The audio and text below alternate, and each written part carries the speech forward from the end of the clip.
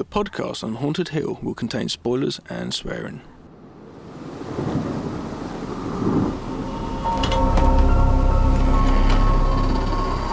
I am the devil, and I am here to do the devil's work. Please help us, Michael. Be one of us. I didn't tell you my name. Hang up. I didn't tell them my name. They're all a part of it. They're all parts of it. Come. It is time to keep your appointment.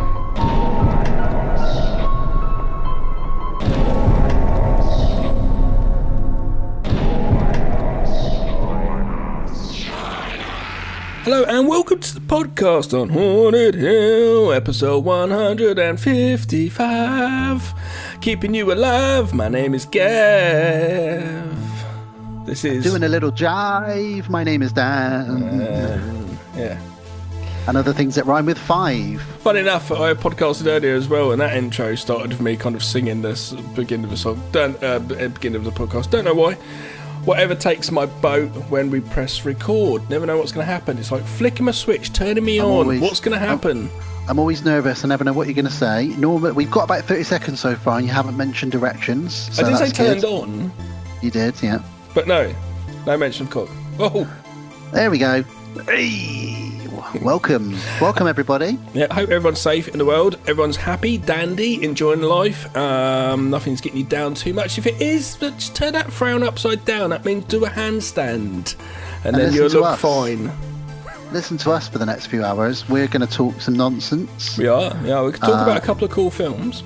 Yeah, we're going to talk about dead bodies. We're going to talk about trolls, and lots of other weird and wonderful things. Not the internet ones. But not the internet trolls. Oh, I hate the internet trolls. Get a lot of them on the as a superhero nerd fan.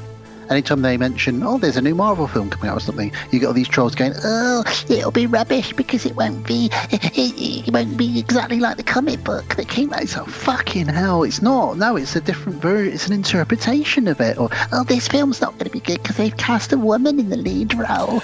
Troll, but we don't. Fucking troll. But yes, it also with internet trolls, it does always seem a bit like, well, you got nothing else to do. No, I've got too many myself personally.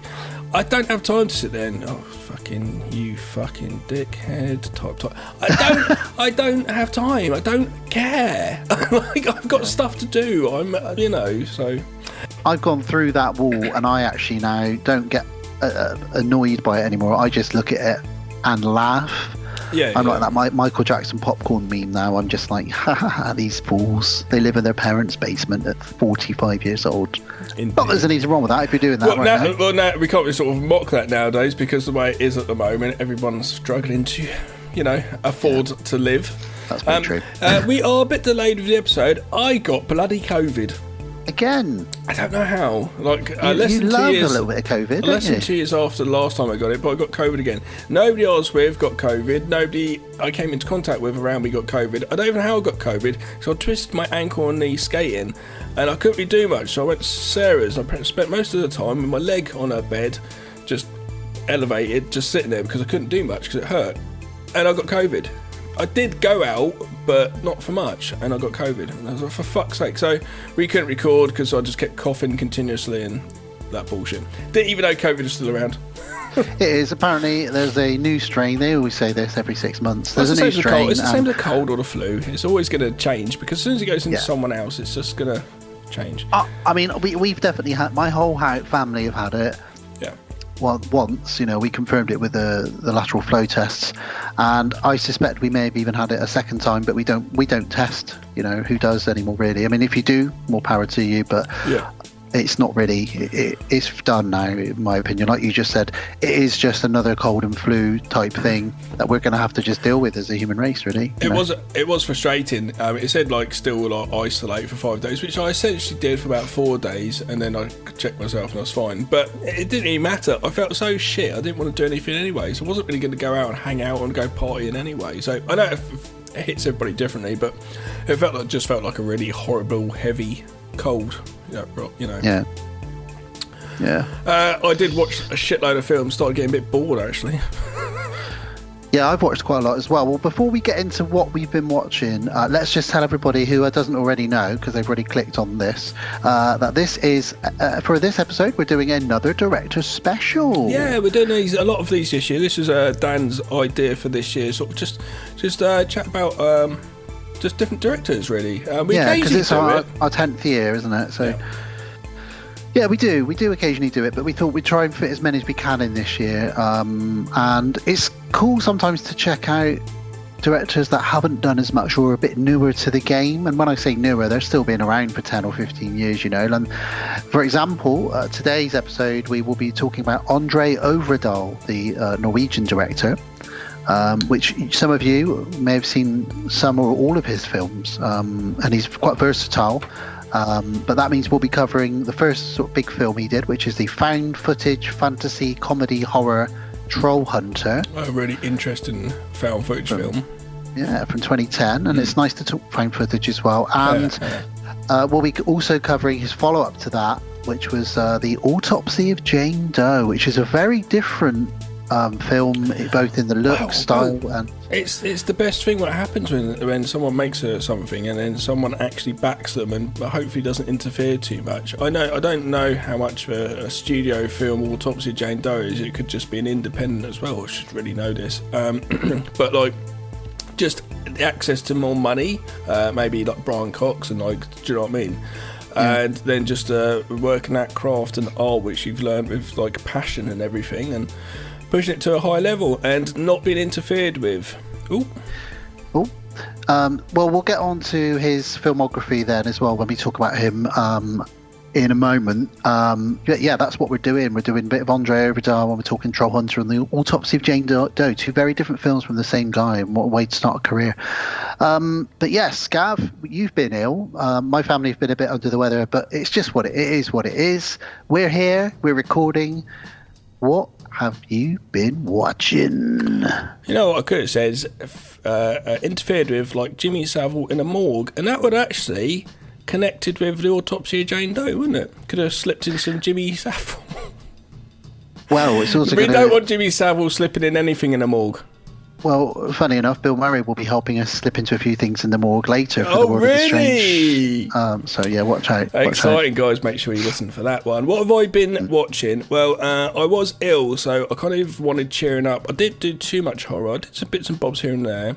Let me guess. You wanted to cheer yourself up, so you watched the good old Serbian film. Is that what you watched? No, I didn't. I watched The Great Escape. It's kind of random. I'm not going to go through all like intimate movies you watch so much because we're a horror podcast, but I did Great Escape, which is quite fun to kind of watch again, and I did a lot of buddy cop movies. My favourite comedy buddy cop movie is Chips. I fucking love that movie. If you haven't seen Chips, check it out. I don't know why, I really like that film.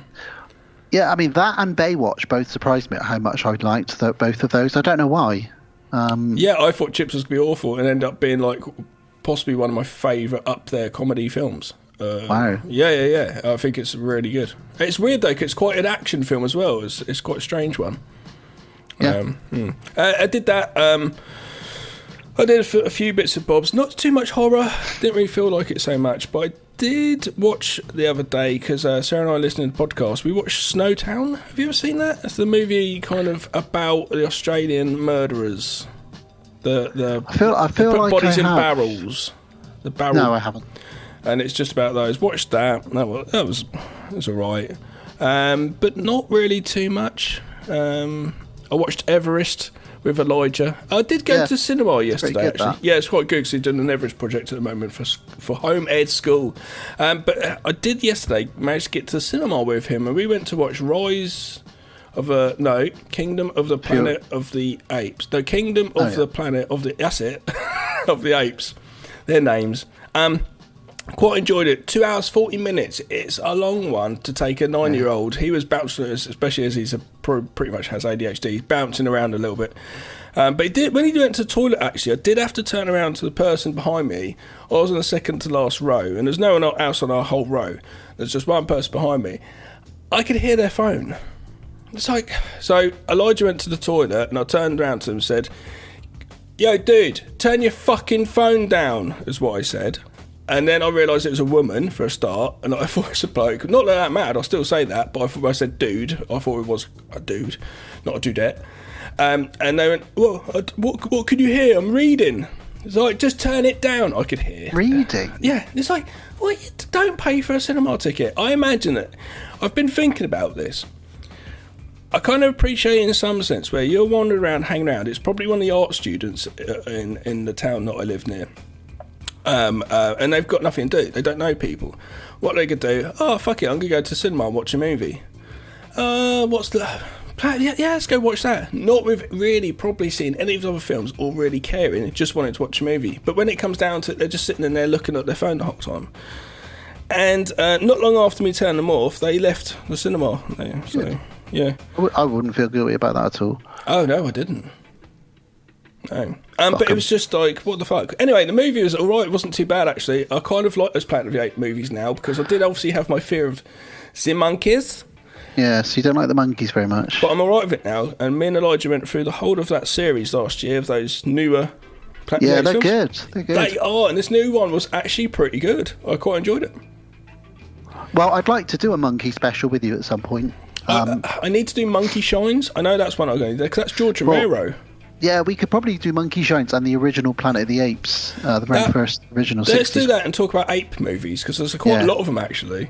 Yeah, like, a lot of different random ape movies. Well, they can be quite scary, you know. Monkeys show up all the time. There was one in Phenomena, wasn't there, I think? Super strong. They're fucking scary as shit. Yeah, don't fuck with monkeys, Gav. Don't fuck with monkeys. Or apes, sorry.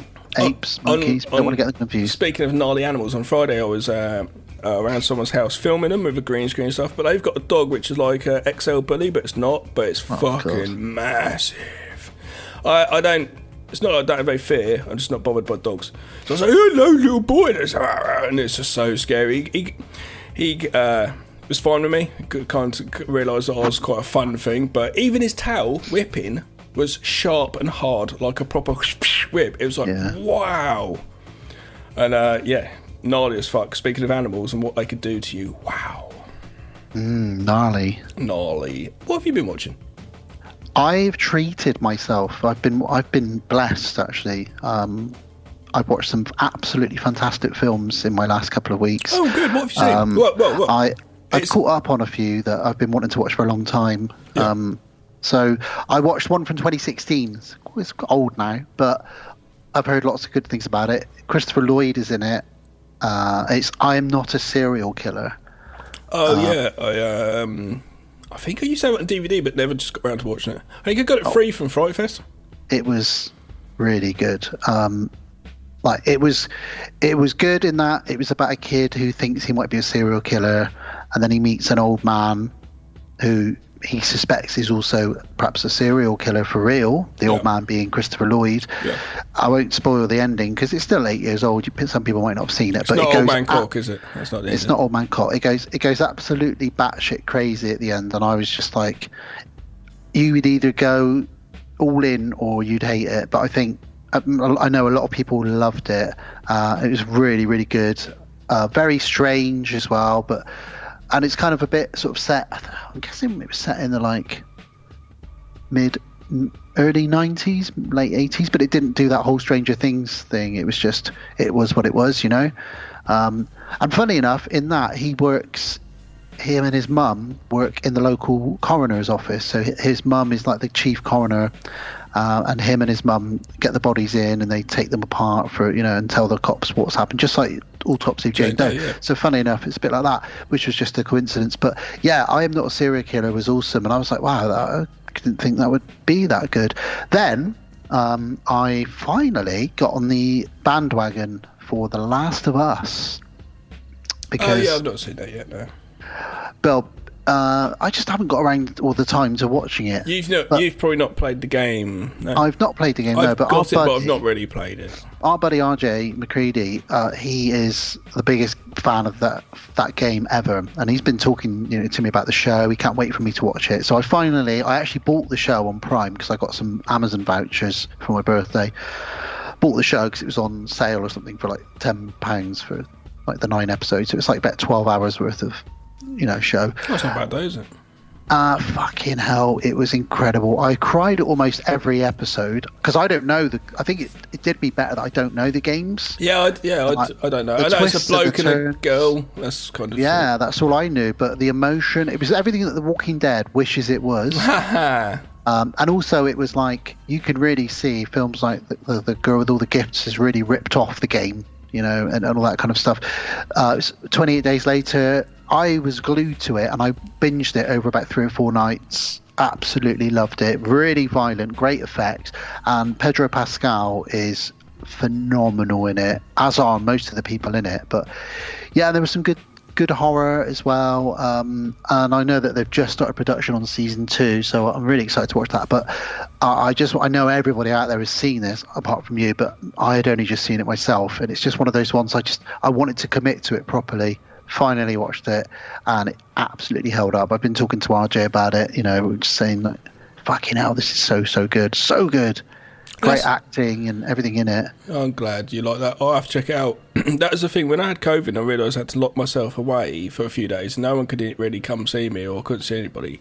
It was like, great. I could fucking just start binging and watching a load of stuff I want to watch. But it just didn't feel like it. So it's kind of annoying. Otherwise, I could have done stuff like that. What else? Well, 2 quite new films. One not so new, but I consider it to be one of the best horror films I've seen in a couple of years. That's a statement. The Black Phone. I did not expect this to be so good. Yeah, I enjoyed it. I went to cinema with my eldest. It's like I said, it's Daisy's favourite film. She got it on DVD. Bloody loves that movie. Obviously written by Stephen King's son, Joe Hill, and it's directed by Scott Derrickson. And it felt like what would happen if Stephen King and M. Night Shyamalan sort of had a baby, and that baby made a film, because there was a bit of a Shyamalan-ness to it. It was supernatural, but not supernatural. It was a bit Stranger Things-y as well, but not. It had everything in it I liked. It was really brutal and a really satisfying payoff for the ending. Really good. I loved how everything tied in. And on top of all of that, Ethan Hawke was terrifying in it. Fucking horrible. Yeah, he's good, Ethan Hawke. He's, you know, and the kid, the boy in it, Mason Thames, he is gonna be big. That was his first role, and he was amazing, and he's going to be big. I think they're making a part 2 at the moment. Oh, really? Okay, we'll see how that goes. But I was blown away by it. I gave it 8 out of 10 and couldn't quite believe it. So again, I was watching all these films all in the same week. Like, I'm going to have to... Something shit's going to come on soon. And I ended up my week that week with a brand new movie, which everyone's talking about at the moment. I don't know if you've seen it. You might have done. I'm talking about Late Night with the Devil. Oh, yeah. You have seen it. You saw it at the cinema, didn't you? Yes. Yeah, I saw it on Shudder. I really enjoyed it. I did enjoy it, yes. I really enjoyed it. It wasn't quite everything I wanted, because my criticism of it is that I wish they'd have kept it found footage rather than do the behind the scenes sort of bits. It felt a bit too forced, like it didn't fit in with the story. But I liked David Dastmalchian. I thought he was wonderful in it, amazing. Very well cast for that character. I feel like the ending of it. Now I was on Don't spoil it. No, I won't. I feel like I was on Eternal Darkness of the Not So Spotless Minds show recently, and I talked about this on there. And they do something on their show where you do buy it, rent it, bin it. And I said that I'd seen it, but it wasn't a buy it; it was a rent it. And I'll say the same thing here. The reason for that is I think a lot of the audience are going to come away from that not liking the ending. And I think because the ending goes crazy. And now I liked the ending. Mm-hmm.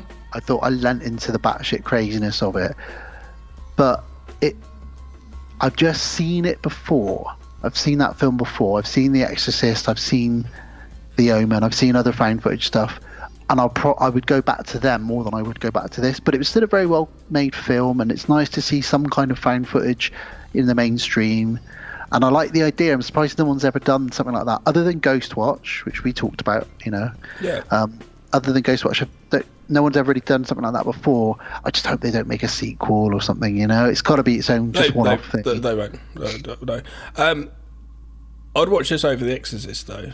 I really liked that the slow build up with the funny guy at the side and just the whole thing. I really enjoyed that aesthetic and the look of it. Yeah, I like that. So well, you and I both like those late night American talk show type things as well. This did that so well. It felt so. It felt very 70s. comfortably. It feels like what those talk shows are meant to do. To make you feel quite comfortable. You kind of get to know them like they're your friends, like a podcast. Listen, like guys who are long time listeners to us, probably know our voices so well, find us comforting and smoothing to your ear holes. But and I think that's what those talk shows were always aimed at. It was like giving you that sort of thing. They come back, it's the old friends, like, oh, we can sit around the telly and watch that. It's a real big thing, isn't it? Especially in America. And I think it has that feel to it, so there's a comfort. So I think rewatching that would actually probably bring it better. Yeah. Yeah. No, I did enjoy it though. It just wasn't as, for me, it's one of those things where sometimes it happens to me where the hype, you worry. I know that, and I was worried actually. You going in, it's just that you're like, oh, it's like so been hyped up because it had. But you even said to me, because you know me well, it's really good, but don't go in expecting it to blow your doors off. It's just you're gonna enjoy it. That's and I did. I know really you. enjoyed it. Yeah. One last thing I want to mention as well, and this is a shout out to one of our patrons, Don Collier. Now, Don is actually coming up to be our next patron. Well, not our next patron after next for the patron picks. And Don actually does his own show, which he's been doing for a couple of years, called Found Footage Horror Movies with Donnie Darko. You can find it on Spotify, so shout out to you, Donnie. I've listened to all the episodes. There's maybe a dozen or so episodes on there. He'll be the first one to admit he's not as regular as he likes. He's had stuff going on life like we all have. But always have it, Don. Always have it as your creative output when you feel inclined and you can get to it. Because there's no rules. That's the best thing. So as long as you don't mind paying the monthly server, or you've got your shows up for free somewhere, then it's not a matter at all. Just do it. Because I have to tell this to my eldest, who loves live streaming. And they sometimes get money and stuff from live streaming and things like that because loads of people watch them. But sometimes they just don't want to do it. And I was like, it's like us, Dan. We don't podcast if we're not really feeling it because you don't get a good performance and nobody wants to hear that. So we've actually put episodes off before because we haven't felt correct mood to do it. Even just that as it's not an excuse either because we want to go the best we can. So don't worry, Dom. Do it when you feel like you can do it. That's my advice for you. And don't worry if you've got an episode that came out 3 years ago. It doesn't matter. Just do another one. Just go, cool. Could go back and do another episode. Call them out again. It's no rush. No rules. Well, funnily enough, in the episode he just released, he talks quite a lot about what he's sort of been dealing with and why there's been some gaps between shows. But he also talks about Late Night with the Devil because obviously he covers exclusively found footage movies generally. Sometimes he does Sometimes he rounds up like what's been coming out in the year and stuff. But he did give us a shout out, so I wanted to return the favour. He gave us a shout out. He said he was wearing his Podcast on Haunted Hill t-shirt. 2 people in the same day, I think he said, asked him about it, which is cool. Yeah, that's pretty cool. Works well, that promotion.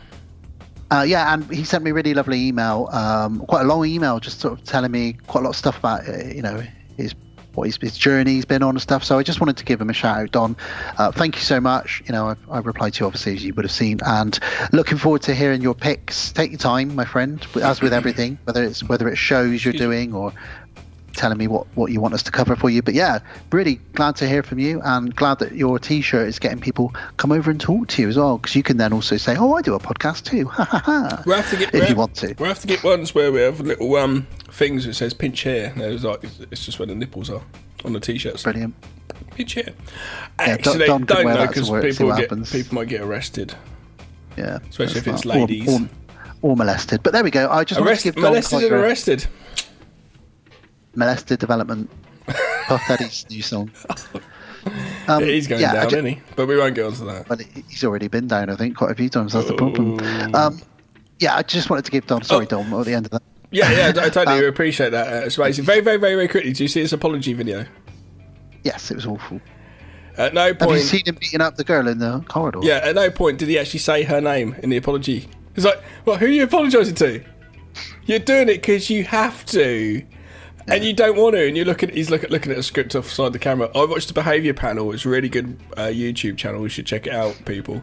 So it's these 4 different people. I've said about this people before, and they can do truth. They just know they're like paid by the army to come in and like interrogate people, and they can just tell from the way they do look at the corner of their thinking all.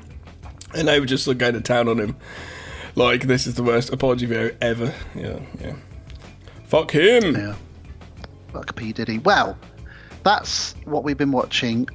Before we kick into our first film, then let's quickly talk just a very small amount. I've mentioned Jimmy Savile and P Diddy in this episode. I do apologise. Well, let's get the others out of your system.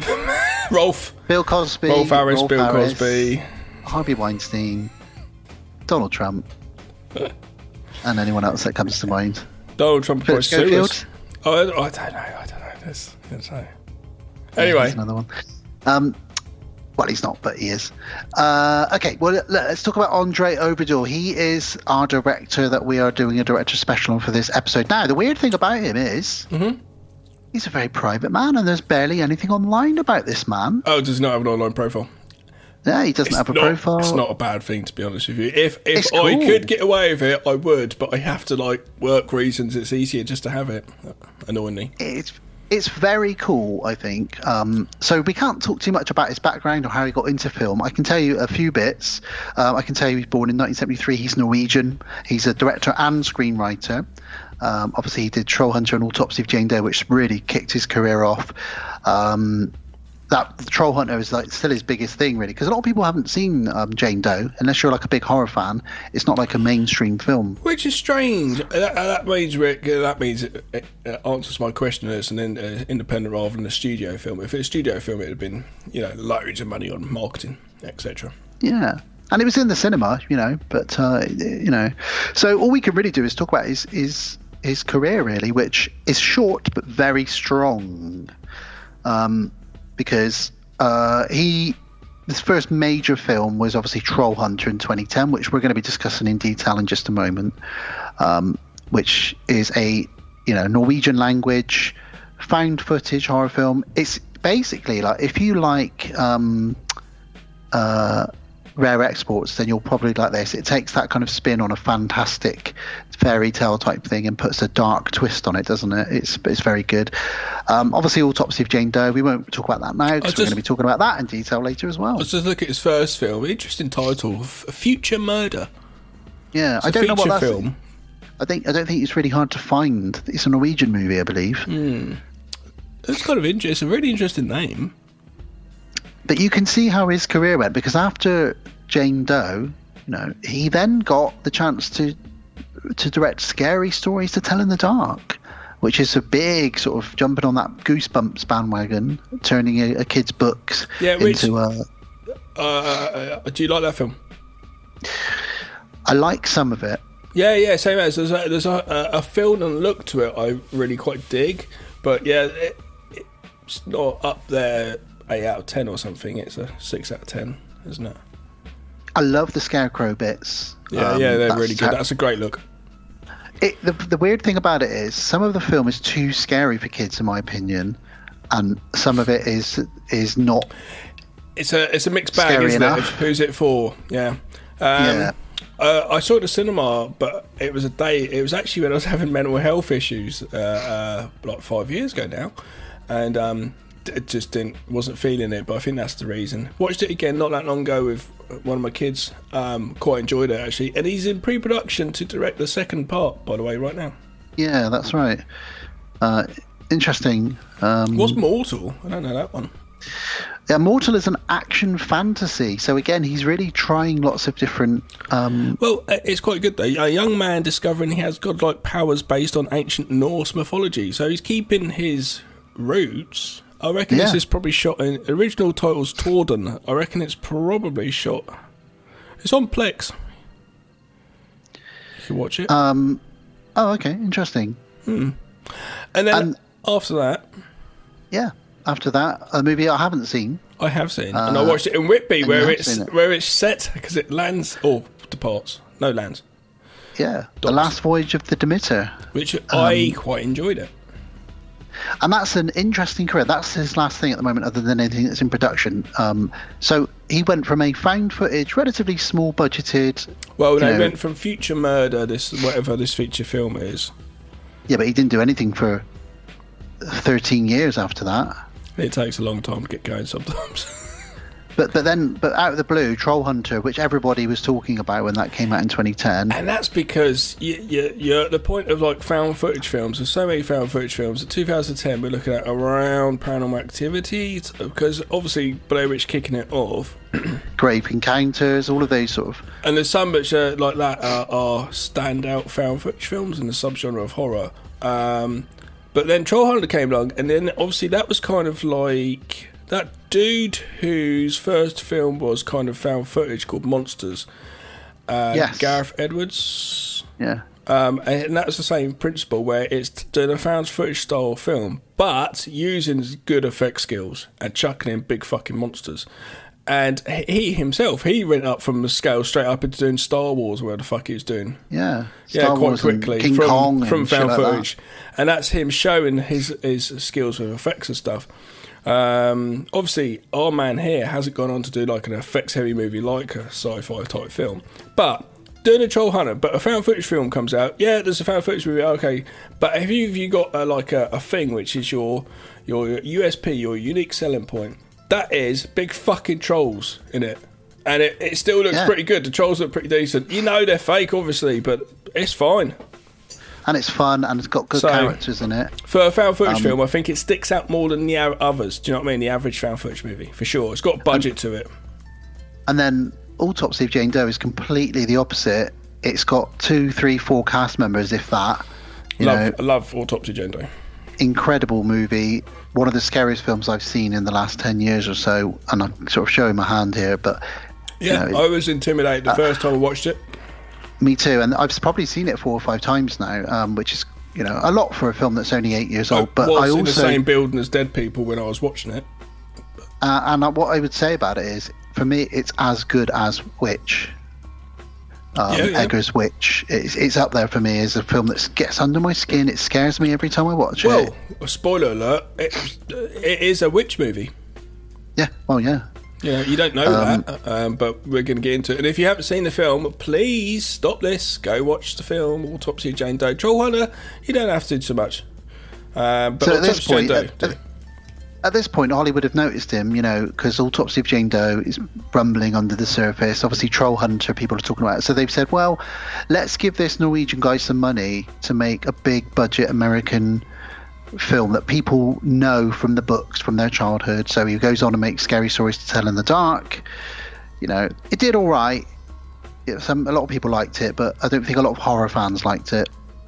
And then he makes Mortal, and then all of a sudden the whole world was talking about The Last Voyage of the Demeter when it came out last year, and I still haven't seen it yet.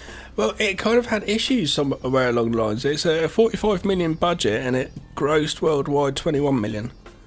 So it hasn't made its money, but the thing was, I think it was getting promoted a little bit by the studios, but then all of a sudden there was like some issue, and I don't think it played at many cinemas. So it's like, well, you're not going to make your money back anyway.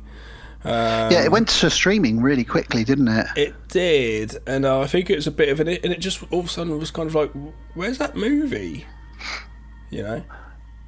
But what I like about this man, from what I know, from the small things I've read, is this is a guy that takes his time with his projects, and he's only 51, and he's made a couple of bangers already. And I think he's 4 years older than me. He's made loads more than me.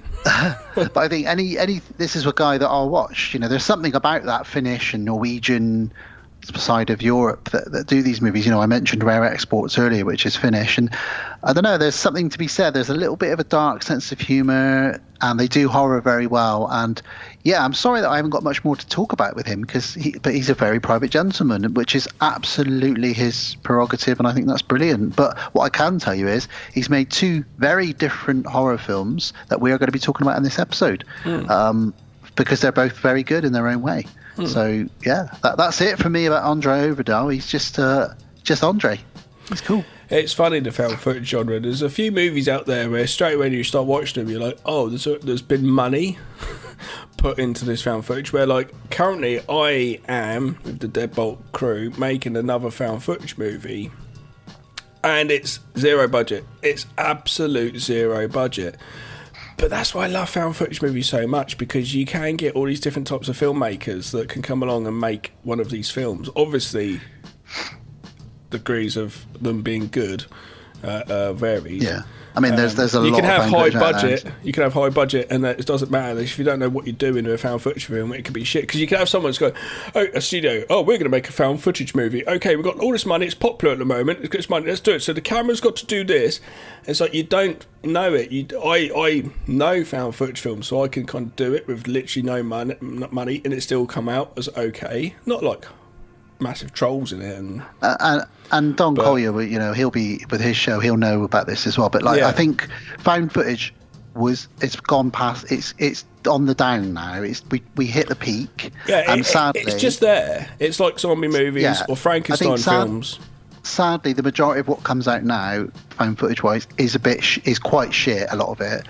There was one that I heard someone talking about. I think Bo Ransel was talking about one that was an hour long, and it was about a Ring doorbell and what's seen through that. Yeah, and it's like, that could be good, but it also could be shit. But now and again, you get a gem, don't you? Like Trollhunter or Late Night with the Devil, which is technically a found footage film. You know, it falls that category. I do disagree with you saying that all shit. There is they're not all shit. I say lately, the majority of them have been quite shit. Yeah, because like the other day while I was ill, I bought. It's been on my list for a while, and I watched it ages ago. It's a movie called Leaving DC, like Washington DC, and it's just over an hour long, a little bit over an hour long, and it's just about a dude moving out to the middle of nowhere. To get out of the city, and it's him doing his diary for the WhatsApp group or whatever sort of thing, and it's a pretty decent film, and it's pretty much just him, and the dude's never done any other film. It gets to the point when you watch it, you're like, is this guy like just playing himself? And if so, I don't know. He's not. It's a bit like he's not a very nice person in real life. Do you know what I mean? It's like and it's weird though, because they've never made anything else this person. And it's obviously bought a house out in the middle of nowhere and thought I can make a movie there because that's the location. But it's just, I don't know, you should check it out actually. I'll recommend there's it. One that there's another one I want to check out called Deadstream, which everyone says is good. It's quite new. Yeah, it's not too bad. The guy in it could be quite annoying, but after a while you get used to him. I quite liked Unfriended, and there was another one that came out that was only an hour long during the pandemic. The Host or something like that. Yeah, that was really good. Yeah. So what I'm saying is, I'm not saying all found footage is shit, just to clarify. I'm saying the majority of it in the last few years has been very shit, but you do get gems occasionally. There are gems. I'm in a lot of found footage groups. I'm actually got my finger on the pulse a little bit with it, because I like to keep up on what's going on, and I'm always promoting Preternatural. Dom, do check that out, by the way. It's a found footage film we made before. Dan's got a really big beard in it. I have. And actually, you know, as a filmmaker yourself, and I think a lot of filmmakers, you can't not love found footage, because it's the best such a way to make films. As long as you do it right. But I think it can be done very late. People can be so lazy with it, can't they? You know what I mean? If you're doing it for the fact that you want, it's like, oh, I want to make a horror movie, I could do this. It's not the way to do it. But for a filmmaker, I was chatting to Ben, who's the director of photography for Deadbolt Films, explaining to him how nice it is and freeing it is, because you're just filming whatever. You haven't really tested which way the camera's going to swing around. You don't know. And when you come back to edit, you're watching back all your rushes, and at one point the camera does something which you didn't plan, and you go, that's brilliant, chop that, keep that, rest of shit. And then you start putting it together like Lego, and you're like, oh man, that's so good. But you couldn't have planned the way the camera does it, because that's how freeing found footage films are.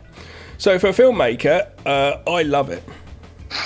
Yeah, totally. And it's really interesting that Andre Overdale went from technically a found footage film to this. So very exciting. Keep watching his career.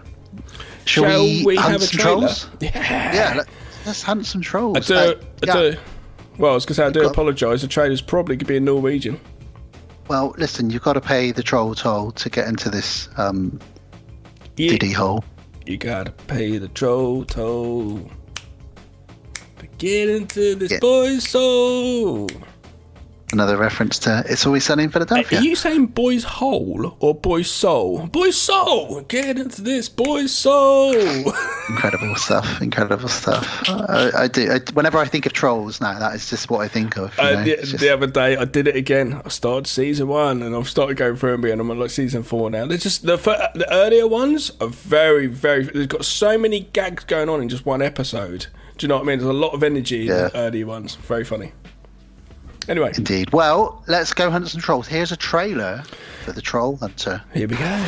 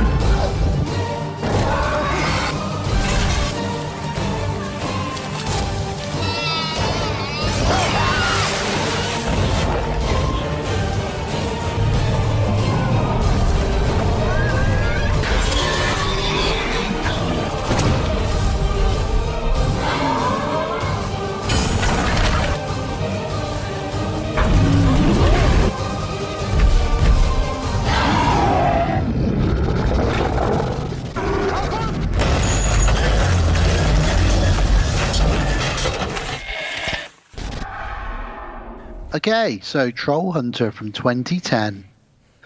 A group of students investigates a series of mysterious bear killings, but learns that there are much more dangerous things going on.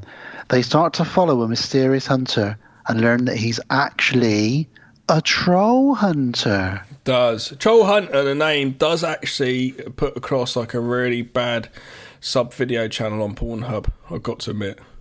Oh, God. Doesn't it? Like Bang Bus, that sort of thing. Trollhunter. Going out looking for...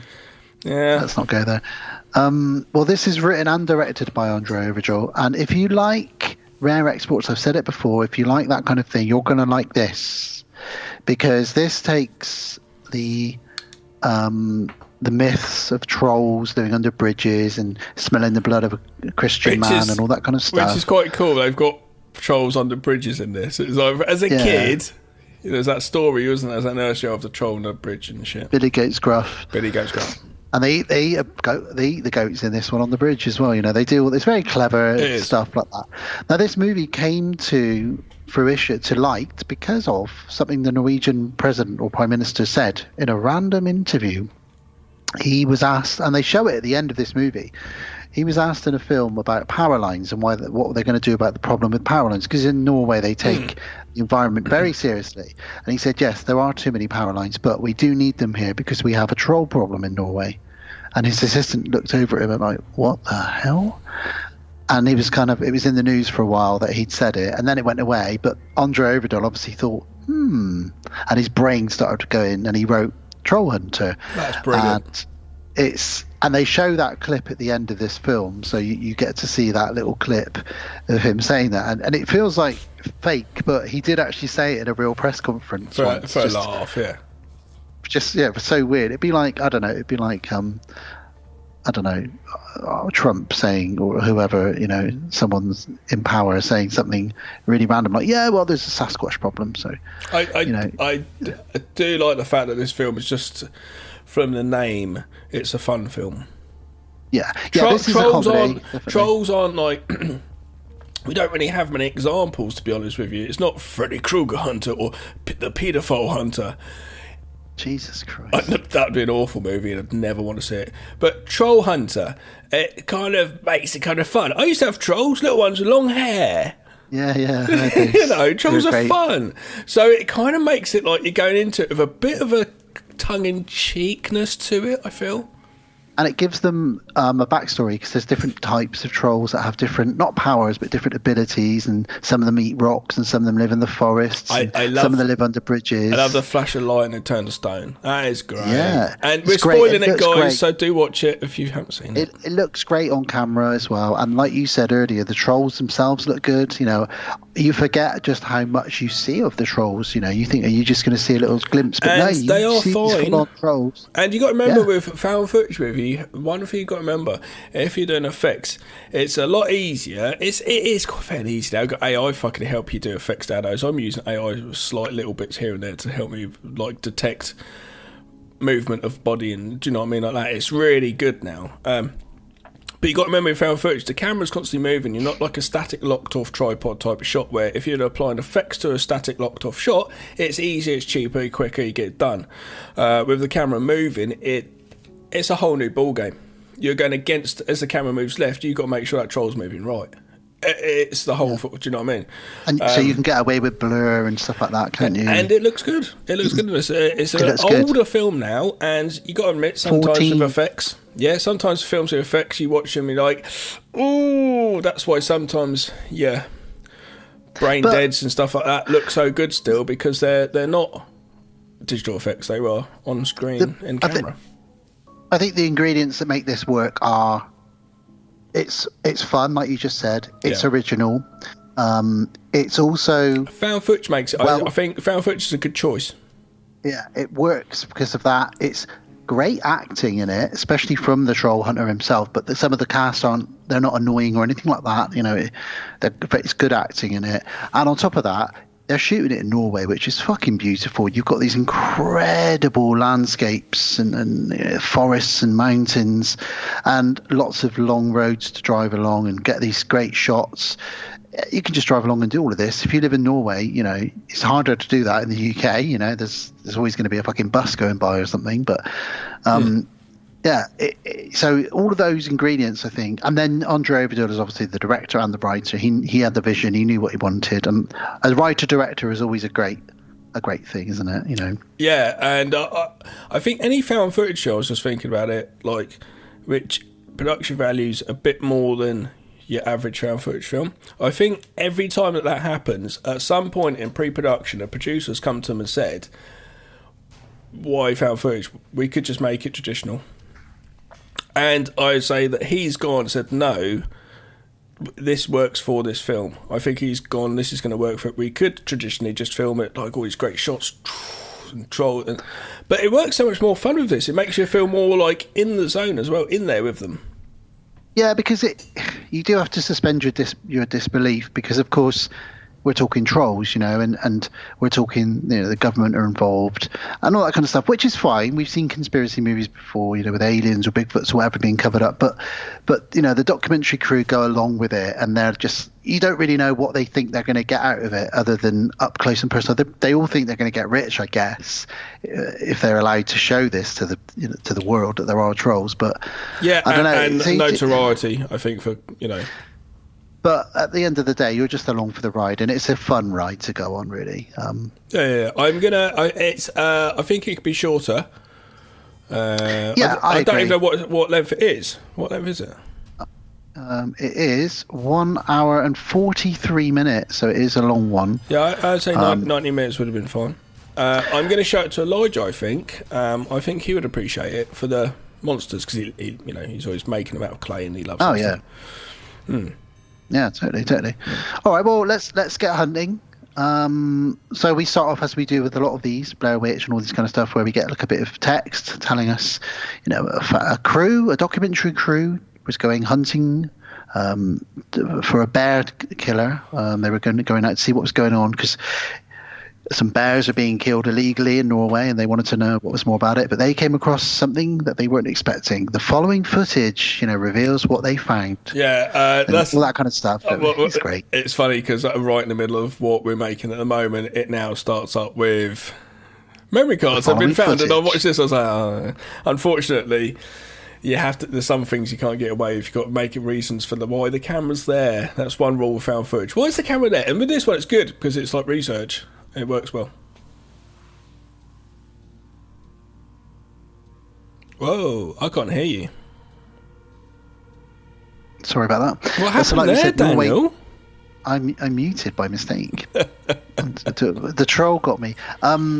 So, like we said, Norway takes its environment and its nature very seriously. So these guys, basically, they're from a local university, I guess, and they're there to record what's happening with bears in Norway.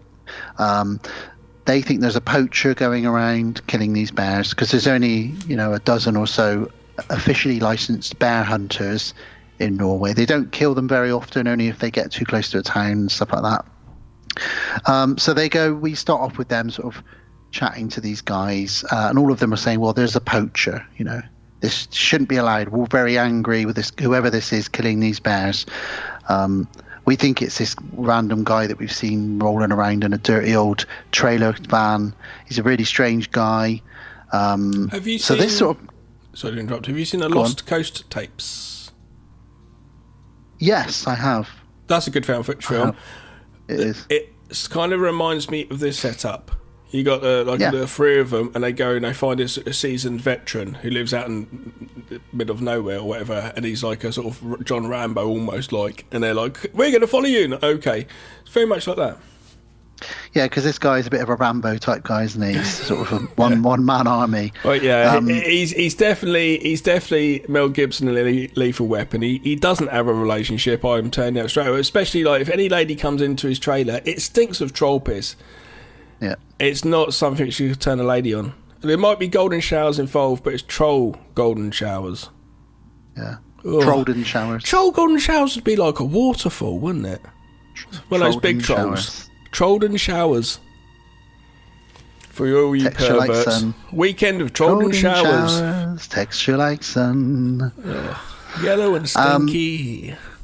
It's quite Blair Witchy at this point because we're getting these very fast cuts between locations, and they're testing their equipment and they're getting comfortable with each other as a crew, and they're interviewing these people. Not that comfortable. Well, maybe. You don't know. Well, you don't know. What they might not have shown some Could of be it. hand jobs They might have anywhere. turned the camera off. Hand jobs all round. Hand job hunter. Troll hand job. Oh, well, it's going to be hard because it's going to be, where is it in the hand? Unless it's a small troll. Anyway, I love the way you look so seriously. Unless it's a small troll. So the crew hear about this poacher, like I said, and they find his camper van. They hear that he's nearby, and they track him down. They find his camper van, and he's not there. They spy through the window. They can't find him. They say, look, well, let's hang around because he's got to come back at some point. And he arrives much later in the evening. Got fucking scratches and rips all over his van. Like, proper, Yeah, it's not just like someone's keyed up your fucking car. This is someone's come along with a giant tin opener, and peeled back your fucking car. It's like the Jurassic Park truck from the first Jurassic Park movie. It looks something like that. It's just been like Wolverine's had a bit of a go at it. Yeah. Wolverine and Freddy Krueger were locked out of it, and they tried to get in. That's what it looks like. Yeah. And his name is Hans, and they're like, oh, excuse me, we He's want like, to talk to you. fuck off, basically. He says to them, get lost. This is the first words he says. Get lost. Doesn't say anything else. It's kind of like if Clint Eastwood let's change this into another movie which doesn't exist but could exist. It's like if Clint Eastwood was Dirty Harry, and Dirty Harry had been fired and he didn't know what to do at the weekends and moved to Norway. It's like that. Don't ask Dirty Harry if you can follow him around. Get out of here, kid. I would love to see Clint Eastwood as a troll hunter. See, people are worried about AI. I'm saying bring on Dirty Harry as the troll hunter. Yep. The other day, just on a very small AI tangent, I fell down an AI rabbit hole on YouTube, and I was listening to Freddie Mercury singing lots of new songs. I listened to him sing "Let It Go" from Frozen, and it literally made me well up because his voice is so suited to that song. Fucking and my hell. daughter sings that song to me, and the bit where he says something about being a queen or something, I thought, well, that's brilliant because like he was in Queen, and he liked to call himself a queen as well. And When the person was programming that AI to do that, they went, "Oh my god," It was amazing. So I ended up listening to a bunch of songs by dead rappers. Oh, really? But they've done like where? YouTube. It's all on YouTube, yeah, and Right. or like Eminem Yeah. They've got his voice, and they've done like a Naughty by Nature song, but Eminem's rapping it, and you're like, and it's weird to hear him say like the N word and stuff. It doesn't feel right, but at the same time, it's like it really suits that, and it's funny to hear Amy Winehouse singing something that she could never have sung because it came out after she died. Michael Jackson singing something, and it's just so weird. Or what if 50 Cent's In the Club was done as a Motown song? And there's one of the best ones is the Beach Boys. But it's Jay-Z's 99 Problems, and it's like, I got 99 problems, but a bitch ain't one. And it's so good. It's ridiculous. I love it now. I've decided. Well, we may as well enjoy it before it takes over the race. Yeah. But anyway, back to Trollhunter. Get away from Clint Eastwood and AI.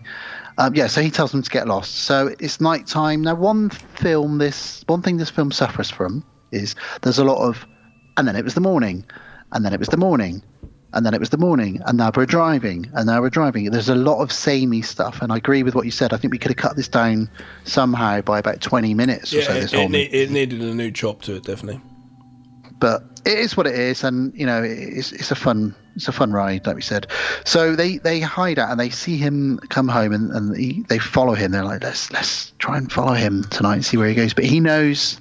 Funny enough, I had this issue yesterday of that Kingdom of the Planet of the Apes. The first half bit, which is supposed to be like your fun and games, is in the script terms, so where you do lots of fun shit and just weird shit, whatever. It was like same jungle, and it was so much. And like this is the same because like location is quite like the same. So it's quite hard to you need these geography points, not even just graphically, but like an actual just different things to help. Break things up, because otherwise it becomes monotonous, and then the story becomes a bit like an effort.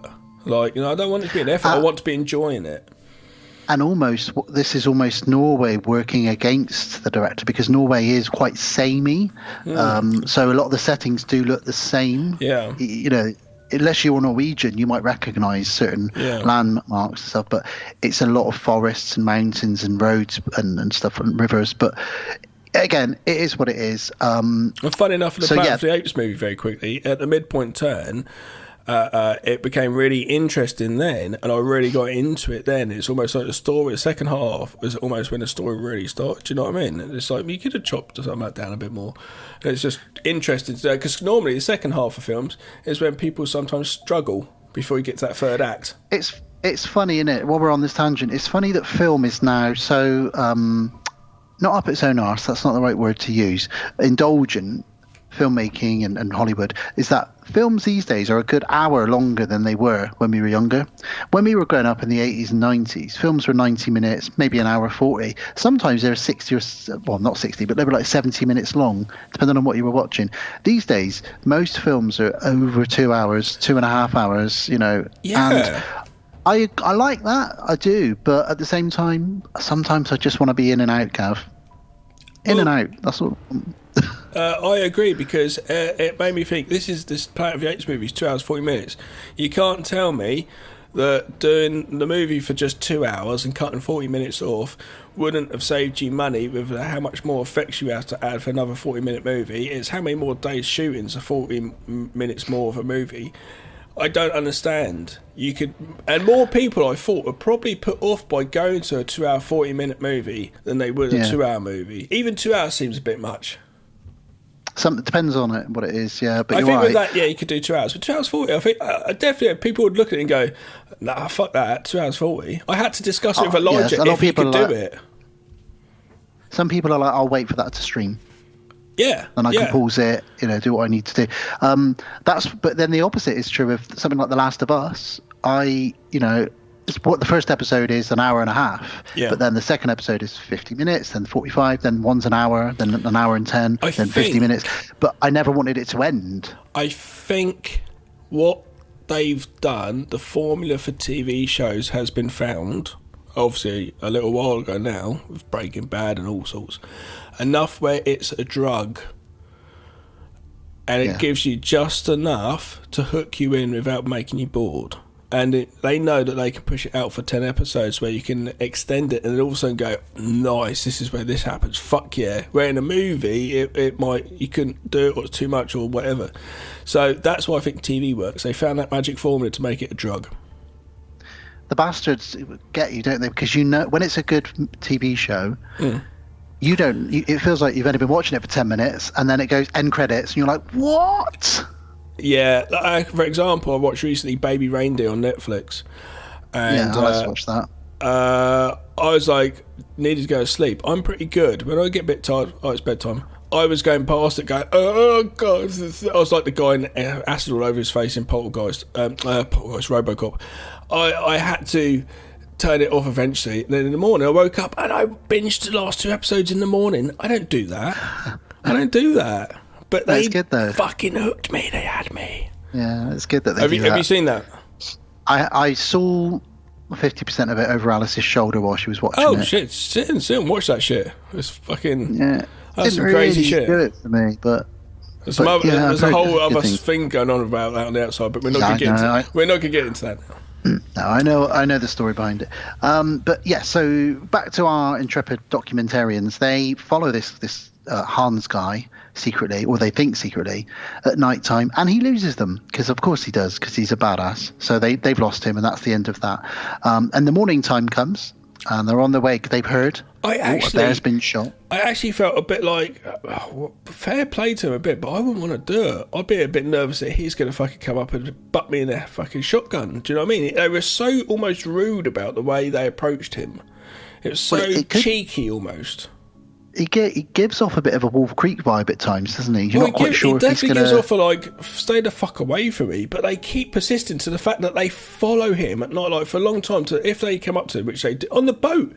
They wait till they get to this boat later on. It's like, he must be like, you've been following me all this time. I'd be like, what the fuck? But he's not as bad, but we get to it. No. Well, they get some information that a bear has been found, shot and killed, and it wasn't by any of the official hunters. So they go to this, and when they get there, they hear, the guys talking, and they're interviewing some of them, and they say, well, look, there's no bear tracks around here. This bear has been shot and then dumped here, and we're suspicious about, what's happened. What on earth's happened? Someone just dumped this bear here. But then there's all these dead animals nearby. And obviously, spoiler, what we're doing here is we're finding out later on, we find out all of this is set up by the Trollhunter and the Norwegian government, that whenever a troll breaks through its sort of barrier that it's not allowed to go out of and starts killing like sheep or whatever, destroying land, what they do is they make out that it was a bear, and they get someone to bring a bear in. These funny Polish guys later on that scene when these Polish guys bring that dead bear in, it's so funny. But they basically get a dead bear, and then they make out that there's been a bear sort of attack or whatever. But we don't know that at this point. All we know is people are suspicious. There's no bear tracks, so they follow this guy again, and this time, as you said, they go onto a ferry, and they go up to his car. He's not in his car. Of course he's not. So they say, well, look, let's go over and let's go and talk to him. They start comparing themselves to Michael Moore, don't they? Someone you don't hear about anymore randomly. He was all over the place. Like, everyone was talking about Michael Moore for a while, weren't they? What happened to him? Well, he's doing some touchy subjects towards some certain people, I think. And so I don't know, really. He's a sort of person that wouldn't get support, and most people are trying to shut him down, so that's going to be tiring. So maybe he just doesn't have the energy anymore. He did some great stuff. Yeah, I read a lot of his books, actually. Yeah. Wasn't a bad person. Yeah. So they're comparing themselves to Michael Moore and all that kind of stuff. Anyway, they mic up secretly, and they say, let's go up and speak to him on this boat. Go on, you go over. I think it's Thomas that goes over. So they got to him, and you're like you said, he could just throw them overboard. We don't know what this guy's like. I just think it's so I was just like, what? And like, you go talk to him. It's to the point that he knows how long you've been following him. Is a bit fucking stalkery. Go back to Baby Reindeer, but fucking hell. He says, hello. Thomas says, hello. We met you earlier. You told us to get lost. And he's like, yeah, and I can see your camera over there. Your friend's over there with a camera. You're probably wearing a mic. Fuck off and stop following me. Yeah. And they're like, we tried, we really tried. So that, again, nighttime, they follow him again. They're very persistent, these kids. And they follow him to an area. I'd probably get them done for stalking and hassling. Honestly. They get to a point where he's gone into a field, and they get there, and there's a sign that's on the gate, which we find out later on the Trollhunter puts this sign up to keep people away while he's working. And it says, no trespassing, blasting zone. So, they're like, oh, well, fuck it, let's go in anyway. So they go in on foot, and they go into this sort of area with woods and hills, and they hear weird noises and strange noises. And then a big flash of light in the distance, which we'll talk more about in a moment. And then all of a sudden, out of the darkness... So there's a really good... That whole build-up is good, because they don't believe us. This is the whole thing.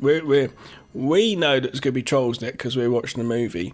The guy who's like our Dirty Harry, we say, he knows... Dirty Hans. Dirty Hans. He... I made that sound like a bad porn movie. I've got Dirty Hans. Wash them for me. Come here, Dirty Hans. You've thrown me now. He knows there's that, but those guys don't believe in a second that it's trolls. So the fun factor here is us watching them go and look at the camera and them go, what the fuck? Because they're just seeing his lights all of a sudden, and then he runs out of the woods. We got a big troll or whatever troll. Run! He just says one word. Troll! He screams to them, and they're like, what? And then in a couple of seconds, their whole world changes. They now know that trolls exist. It's amazing. Literally, he doesn't care. I enjoyed that. I enjoyed watching their reaction. That was what I was saying. That was my build-up for it. Not me seeing the trolls almost. It's always saying, because this is the second time me watching it. Or third time. First time I watched this, by the way, I watched it at Sumner House in London, open air cinema in London, on the day of the London riots. Oh, well, not so nice, but... I was in the other. I was going to say nice. That was in the East End. No, I was in the West End, so that was all right. Nice. East End town in a West End world. I like a bit of Pet Shop Boys. Who doesn't? So they get separated as he screams troll, and they all kind of get back together. What a shit name for a group. The Pet Shop Boys? Why? Were they one day getting a goldfish to their mum? What should we call ourselves? We're in a pet shop. We're boys. What? Pet Shop Boys? Who? It's not a good name. At no point did anyone go, that's a fucking dope name, man. High five. Yeah, but there's probably some other bands out there that have got terrible names as well. Do you know lads. What I mean? The bicycle shop bunch. We could keep going. Let's just do the trolls. The supermarket trolley stackers. All sorts. The licorice all sorts. So Thomas has been bitten by this, whatever it is, and he's like, I don't know what this is. And Hans is like, oh my God, you've been bitten. We've got to get some first aid to you immediately. Says, like, what's all this? You're going to get tetanus. He's like, you've got slime. There's slime all over me. I don't know what this is. And he's like, we need to get away from here now. That no one's questioned him yet about him shouting troll. They're all just sort of, Thomas is injured. They're all shaken up. There's another thing earlier on, just before they see the troll. Exactly like Lost Coast tapes, where their boom operator can hear something. Is that the same in Lost Coast tapes? Yeah, because they hear like a weird growling noise. Yeah. Well, he says to them, let's go back to your car. And they get to their car, and their car is absolutely trashed. It's on its side. It's been ripped apart. Troll jizzed on, slime everywhere. Yeah. There's troll jizz is all over it. And one of them says to Hans, is this a bear that could have done this? Yeah. And he's like, no. I said it was a troll. And they're like, So you're saying that trolls exist? And he reluctantly says, look, I'll drive you, I'll give you a lift back. Come on, let's get out of here. And in the car, they pluck up the courage to ask him more about trolls. He's a bit reluctant, but he starts giving bits of information, says he's a troll hunter. And they were looking at each other like, well, if this is again a bit like another found footage movie, Digging Up the Marrow, which I just mentioned to you off there, where this could be a guy that's just completely nuts, or it could be a guy that's found trolls, or in Digging Up the Marrow, he could be a guy that really has found monsters. But either way, this is going to make great documentary. So let's film it. So they ask him, can we document you? And he actually says, yeah, okay. They're like, what? Yeah. Because he had, what is it? There's something which gives him the thing where he realises that he has to do it, and he's fed up nowadays. It's something to do with the pushback that he is getting from the government, where he's a bit like, fuck this, I'm let Norway and the world know that this exists now. Because he's kind of paid. Down. He's fed up of it, and that's why he's all of a sudden says, fuck it, I'll do it. Because later on they go to see a DNA specialist or something, I don't know, some woman in a lab. Yeah. And they ask a question, and she looks at him. And he says, "It's okay. I'll take the trouble from it.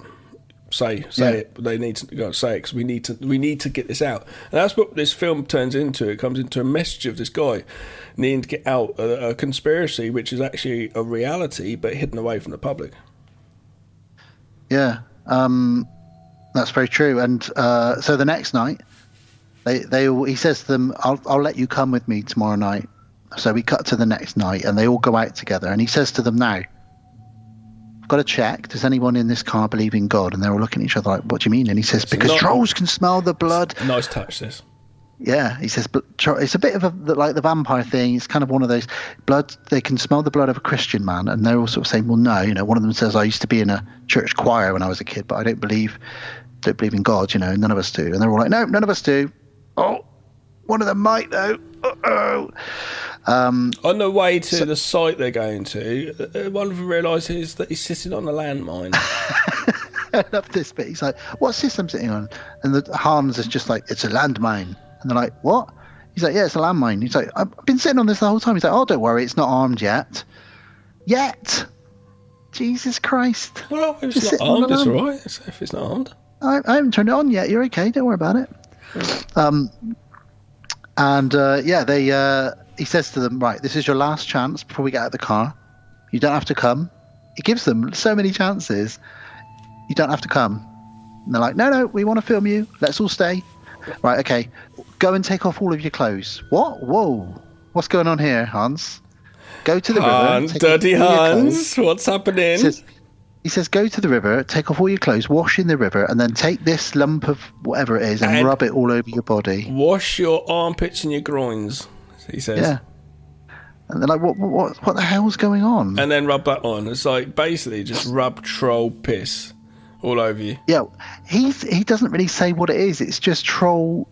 It could be from a gland, like a dog has a scent gland in its butt. It could be like out of a troll's butt. It could be a troll's bollock. It could be a troll's penis. We don't know what they're rubbing on themselves, but they're rubbing troll scent all over themselves. As we don't have smell-o-vision in television world, we have to take a guess that it's not very nice. The worst smell I've ever smelt is probably in Canada when I smelt a skunk. And that was pretty bad. I mean, I've smelt some terrible smells. Don't get me wrong, I've got toddlers. But a skunk was pretty bad, and it hung around for days and days. My worst smells in San Francisco, I came back to my apartment, and there's this crackhead that used to just... He lived in the block somewhere. But it's so fucked out his face, he would sit like cross-legged. One time just sat straight in front of my apartment door. I had to go round him to get in, just staring at it for hours. Just at my door. I could look through the peephole, look down, and he's just staring at my door. And one time I came back, and the smell, he was cooking something somewhere, or burning something. I was just like, is that a fucking dead body? Like, it was something I've never smelled before so much. My friends popped over from England to see me, and I was just like, what the fuck? And we had to, like, leave, and he just looked at us like he wanted to eat us. And it was like, what the fuck is he burning? It could have been drugs, I guess, but it smelled bad. Well, Hans also shows them that he's got a huge flash bulb which has a UV light in it. I did think, if I ever smell a dead body, I know instantly if that was the same smell, because I'll have a flashback to then. You'll know. Maybe it was rotting flesh. Yeah. Maybe. So, yeah, he shows them this flash bulb, and he says to them, basically, I use this as a defence against the troll. What happens when the trolls see this flashing UV? And he says, well, it depends. They either turn to stone or they explode. And they're like, the more he tells them, the more they're interested, but the more they also don't believe this because it's ridiculous. So they all start discussing fairy tales. This is like what we got told as children when we were kids in Norway. Yeah. I like the fact that it's in Norwegian, this isn't it subtitled, but he says troll piss in English. Troll piss. Yeah, troll piss. Okay. We also find out that there's different types of troll, different sort of breeds, if you will, of troll. But the one that they're going after at the moment is called a ringlefinch, which I like. And he says, so basically, you can see where the ringlefinch here has been marking his territory. You can see he's relieved to finally pass this knowledge on that he's been holding on for all these years. He's like, these markings show where the ringlefinch has been. He knocks these trees down. He does this. He does that. And then he gets he radios into somebody. And you're like, what? There's more people involved in this. Well, this is obviously the government and stuff. And he says to them, right, Okay, and you want me to get a blood sample? Yeah, I'll get a blood sample. Yeah, no problem at all. They're all looking at each other like, I love who the the fuck's fact- he talking to? Yeah, I love that it's just like an organisation, just work people. I was going to go to work today. What's my job? Fucking taking down trolls. Well, he reveals later in the film he is the only troll hunter in Norway. So he drives all over the country, Must be tired. taking out these trolls. No wonder he's so grumpy Yeah. and stinks. So they test their night vision cameras. Of course they do. This is a found footage film. Everything looks cool with the green night vision. Brilliant. And they hear some growling. Something very big moving in the trees. And we get our proper first reveal of a troll. Because this is their real proper reveal, I think, actually, because they must think he's full of shit and taking the piss out of him slightly. But yeah, ground This vibrates. troll- We get a T-Rex Jurassic Park moment where the ground starts vibrating, which is a nice touch actually. If you look, the film Yeah, looks it's down cool. and different things are vibrating, which is nice. Trees cracking. We hear massive in the distance. It's a lovely build-up. Yeah, and good use of sound in this as well. Yeah, good sounds on. And then the troll reveals itself. And not only is it a troll, it's a fucking 3-headed troll, Gav. A huge troll with 3 heads. Now, we later find out when he's discussing the sort of biology of some of the trolls that these other 2 heads aren't proper heads. When these type of trolls get really old, they grow these protrusions on their necks which look like other heads. Which is it's cool that like Andre Overdal took the time to like write all this backstory for these trolls, these different types of trolls. But they're all really confused, and very scared. And Han says, "Right, we need to run!" So they start all running. They can see the troll through night vision. They're all hiding. They manage to find each other because they got separated. One of them gets chased, and Hans turns it to stone using the big light on the top of his Jeep. So it sort of flashes at it, and it cracks, turns to stone. But as he says, he sniffed you out. One of you believes in God. Yeah. But he shows them, and they're all like, "This is real. This is real. I can't believe this is real."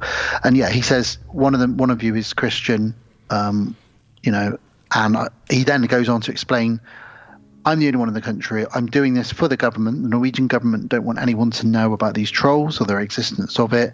The thing is, the poor guy, not only does he have to hunt the troll, track the troll, hunt it, then kill it by turning it to stone if he can, or get a blood sample from it, whatever it is he needs to do for the government. After that, he can't just leave a giant troll made of stone in the middle of the woods.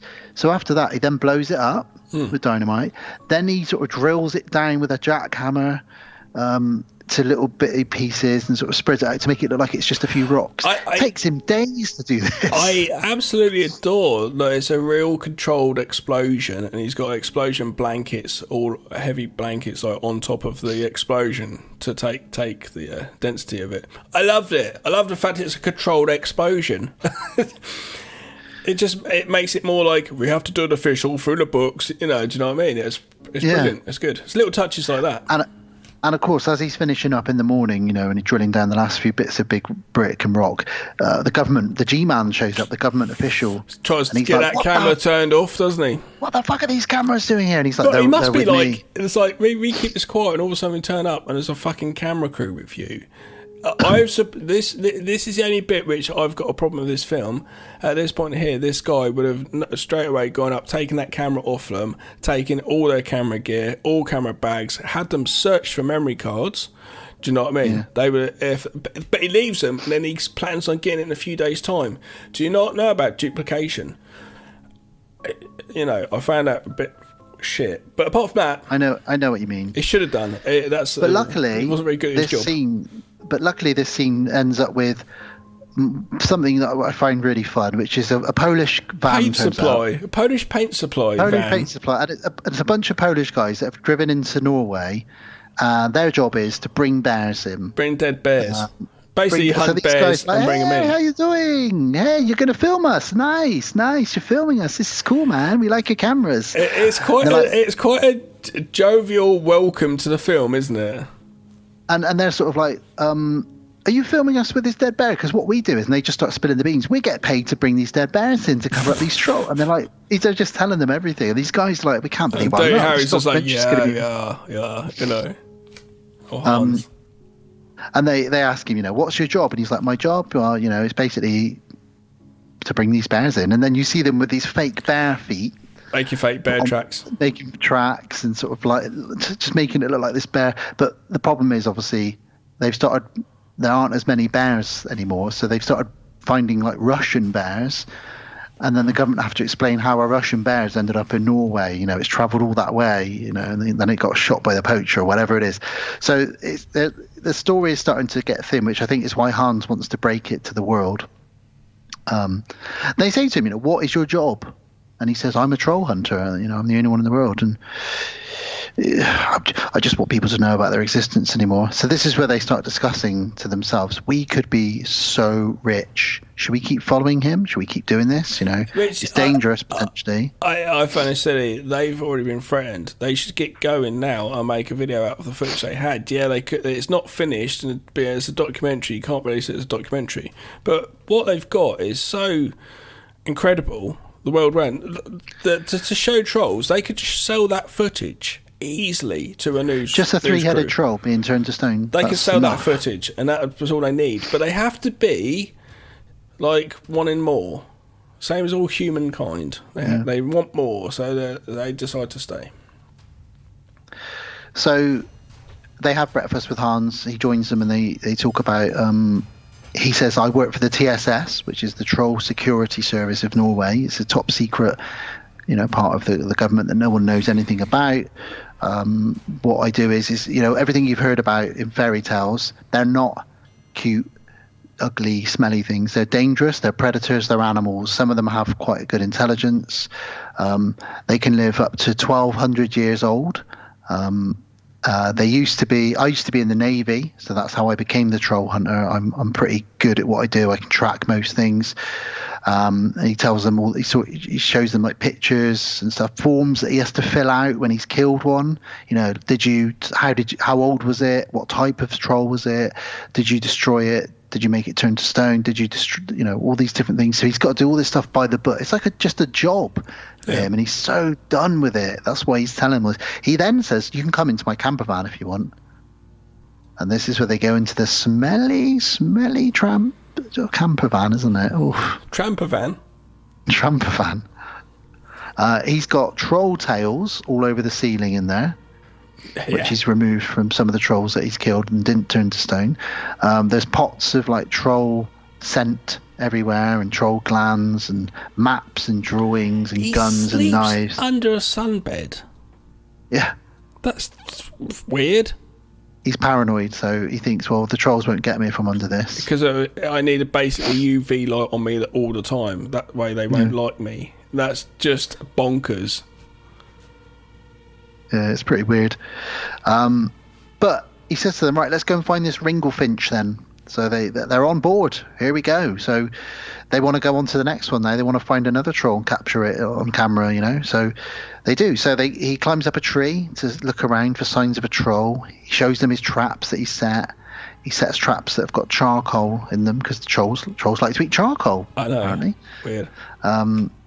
He says, none of these traps have been triggered yet around here. Lots of driving, looking for tracks. Some tourists say that they've seen bear tracks. They find some carcasses underneath a bridge, Gav. Mm-hmm. Ooh, because trolls like to live under bridges, as we know from our fairy tales.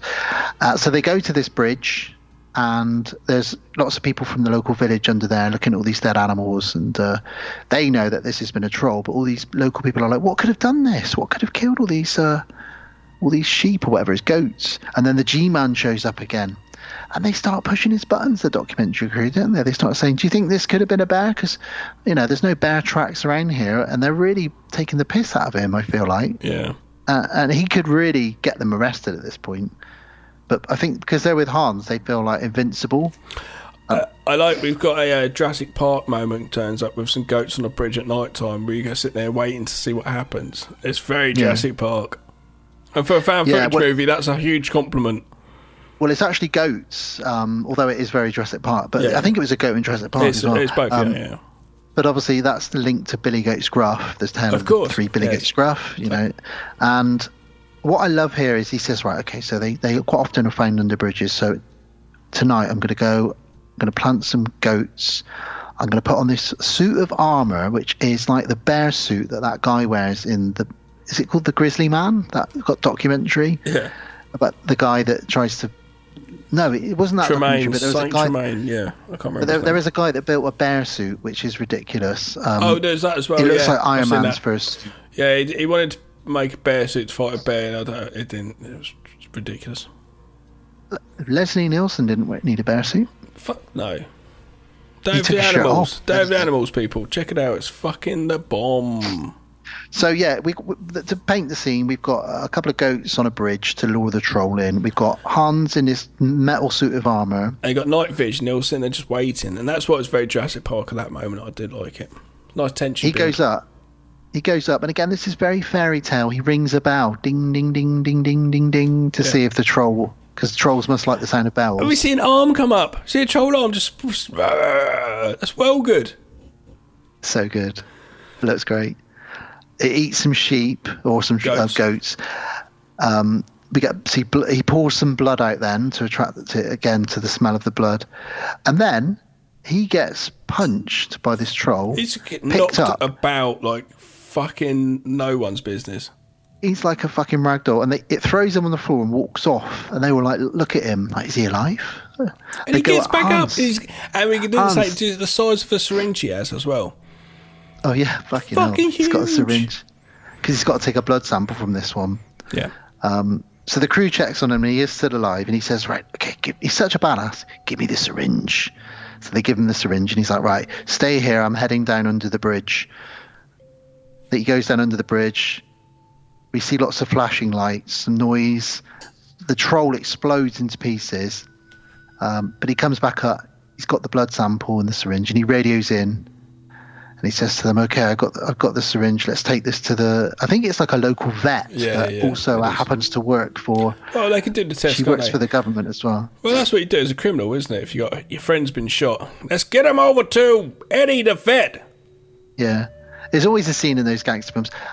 So my friend, he's got a bloodshot wound and a gunshot wound, and they're like, "I only sew up cats." And then they put a gun to the face. You sew him up now, buddy. You call him Fido if you want, but you fucking sew him up now. It's always in a Tarantino movie or something like that. Yeah. Well, it's not, but it should be. Should be. So yeah, the vets test the blood. They interview her. Maybe Tarantino's last movies could be The Vet. Oh. Be right, like a Vietnam War vet who is now an animal vet, and he's there just patching up people. Yeah, I like that. That could be the new John Wick, the vet. It's Harvey Keitel, and one day the wrong gangsters push him over the edge. Yeah, and he's like, or someone dies. Someone comes in and dies. He can't save him. And then they come and kill his animals.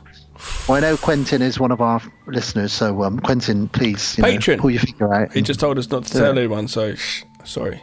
Mr. Tarantino. If he was a patron, we would be. He probably wouldn't give us very much. I'd love to hear him giving us money to review movies. Okay, and give us like these obscure French 50s movies. I don't know what the fuck this is. Okay, thanks. Or some like samurai movie. I don't know what this is. In the 60s, yeah. So the vet explains what she's doing. She explains their biology a bit more and why they don't like sunlight. Because their bodies can't break down the vitamin D and that kind of stuff. And she says if they're if they're very old, like close to 1,000 years old, that's when they'll turn to stone. But the younger trolls just explode like the one under the bridge did. So she kind of gives us a bit of realistic backstories to their biology as well. And yeah, she tests it and tells him, what's going on. And in the morning, Hans has collected loads of newspapers and he's looking at all the headlines, and they're like, "Well, what are you doing?" And he's like, "Well, basically, I'm looking for signs for troll clues." They're like, "What do you mean?" He's like, "Anything that's like a farm that's been destroyed, or a herd of cattle that's been mutilated or killed, or, a fence that's been ripped down. These are all the signs I look out for." And he's very old school, the internet was a thing. He's going to know his shit, and Yeah. He explains to them there's lots of different territories. There's forest trolls, there's mountain trolls, there's river trolls, there's rock trolls. There's all these different, and they don't get on, and they have these battles. He tells them that they like to chew on car tires. So this is all while they're out in the field. He's showing them around. So this takes place over lots and lots and lots of scenes, this next bit. And it is a bit samey, but we do learn a lot of backstory and exposition about trolls and stuff. He even reveals that when they get pregnant, they are pregnant for 15 years. And one of them says, "Are they mammals?" And he's like, yeah, they're classed as mammals, you know. He shows them a battleground where many years ago there was a big battle between some mountain trolls and some ground trolls. He visits, he's got a contact at the museum, so he's got contacts all over the place. And he visits his contact at the museum, who gives him some information on some activity at a local farm. So they go to this farmer, and the farmer says, "Well, I've been told by the government it was a tornado that came through here." Yeah. And he's like, "But we don't really get tornadoes in Norway, and also nothing else on my farm is damaged." But if the government told me it was a tornado, it's probably if the government say it, they must be right. And they're like, so obviously we know it wasn't a tornado. So that's pretty cool that the government are like still doing all this shady shit. This time at night now they find some troll tracks, so they're on the trail, and he pulls this weird horn out, doesn't he? Oof. Sort of blows this sort of, Don't we all? he pulls his horn out. Hello. He blows his own trumpet. He's like, right, everybody rub the stench on yourselves. Get that stench on you. It's the word stench. Stench. So they rub the stench on and they head into an old mine. Stink. Ugh. Well, they then go into a shaft. Stinky They go into a shaft. mine shaft. And when they get in there, he says to them, it looks like a whole pack of trolls is living in here. Now, at this It's point... a troller, yeah. Let's turn around and go out. Yeah. If I was in the documentary crew at this point, we're not dealing with one, we're dealing with a pack of trolls, and we are in an old deserted mine.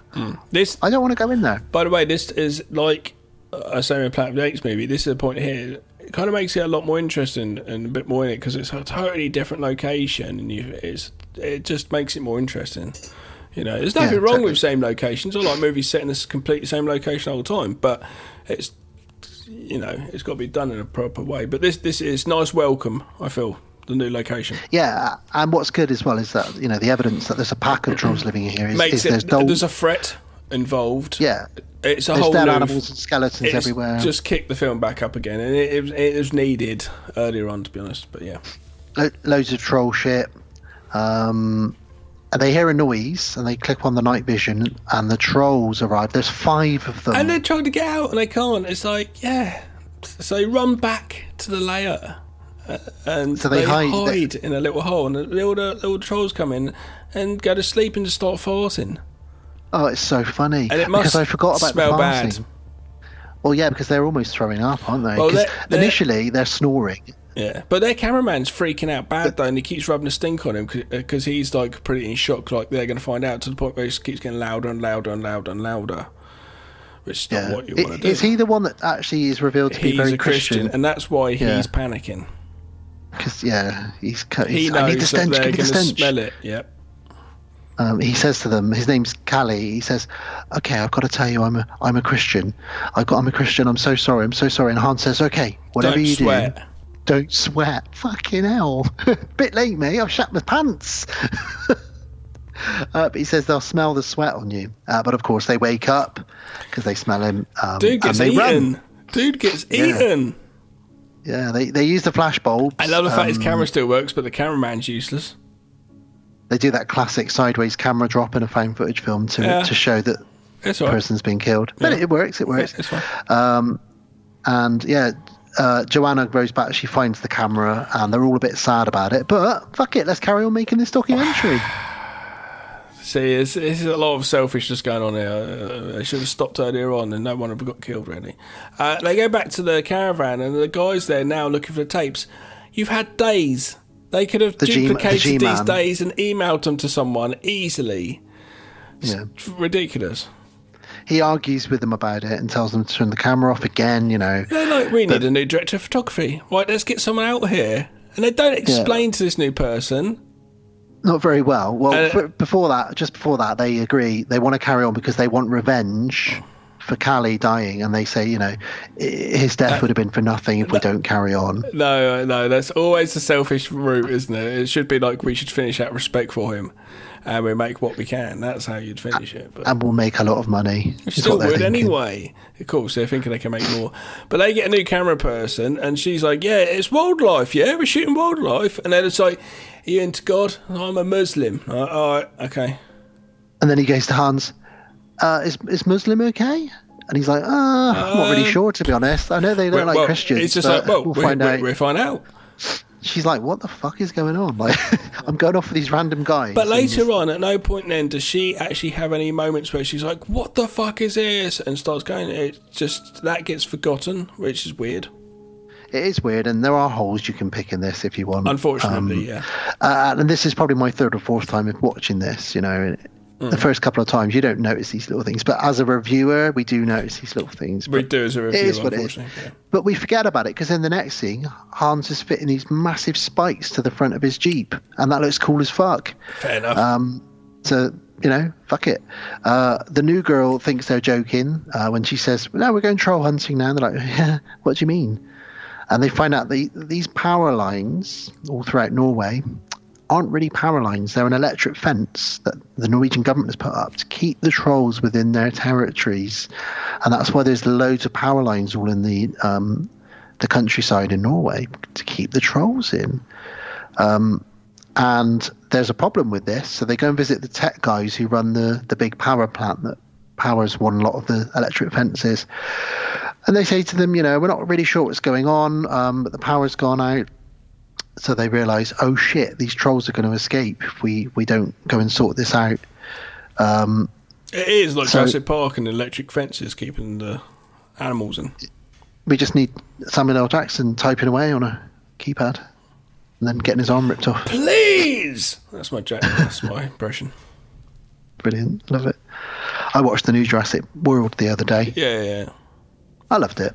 It's It's dinosaurs. It's a film. Come on. It's got dinosaurs. Yeah, so we find out a bit more about this guy. He's been doing this since the 70s. Thomas talks to the camera and says, look, this man is a hero. So actually at this point, not only has their friend died, but they also realise how much this guy's done for the country. And they really want to give him his, heroic praise and let the whole world know what he's done for this country and how he's kept everything together. Is he our protagonist? Maybe. Because he's not really that likeable, and that's the thing with this. It comes across more of a documentary. It doesn't come across a proper film because there is no protagonist, but we do obviously have the antagonist as the trolls. So there is a mission for someone, so he must be the protagonist, essentially, I guess. Well, they go to this cabin now, this TSS cabin, Troll Security Services cabin, and this is where Thomas collapses, and Thomas finds out he's got rabies, and it's because the trolls have got rabies, which is why they are all acting up. So there's an infection of rabies in amongst a lot of the trolls. Poor old Thomas is a bit fucked here. Yeah. He's like, oh my god, I need to get to a hospital then. And then he's like, nah, I've got a job to do. I haven't got time to get you to a hospital. We do that another time, but right now I've got to get sort these trolls out. Thomas is obviously freaking out because he's got rabies. Yeah, rightfully so. Got the sun's up in an hour. Yeah, he says we got 1 hour of darkness left. Now that is just a great sentence. 1 hour of darkness left. That would make a great title for a film. 1 hour of darkness. I just like that. I don't know. But we see a troll on the horizon, Gav. Yeah. Big troll with a big dick nose. Yeah, big old dick nose. Big troll dick nose. Yeah. You reckon trolls got dicks?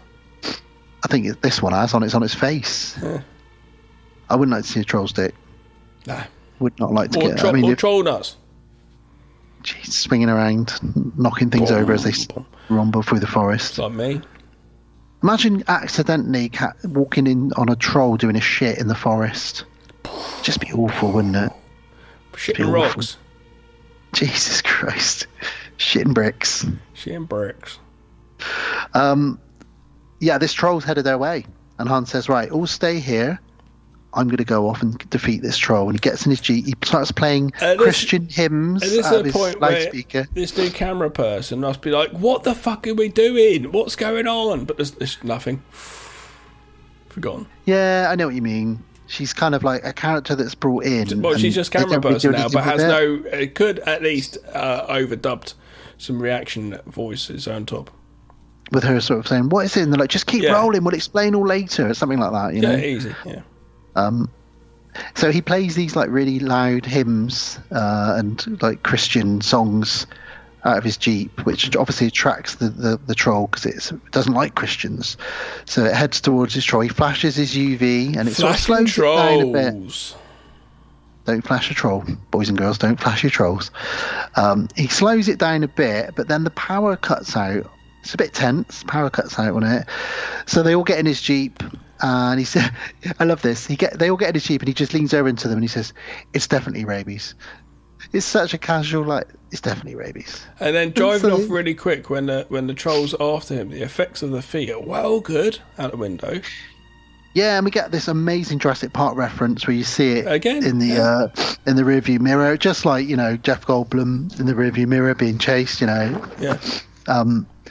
Yeah, it's all very good stuff, very cool, great effects. They stop, they do more UV flashing, they drive off again, it chases them a bit more now. They're slapped off the road.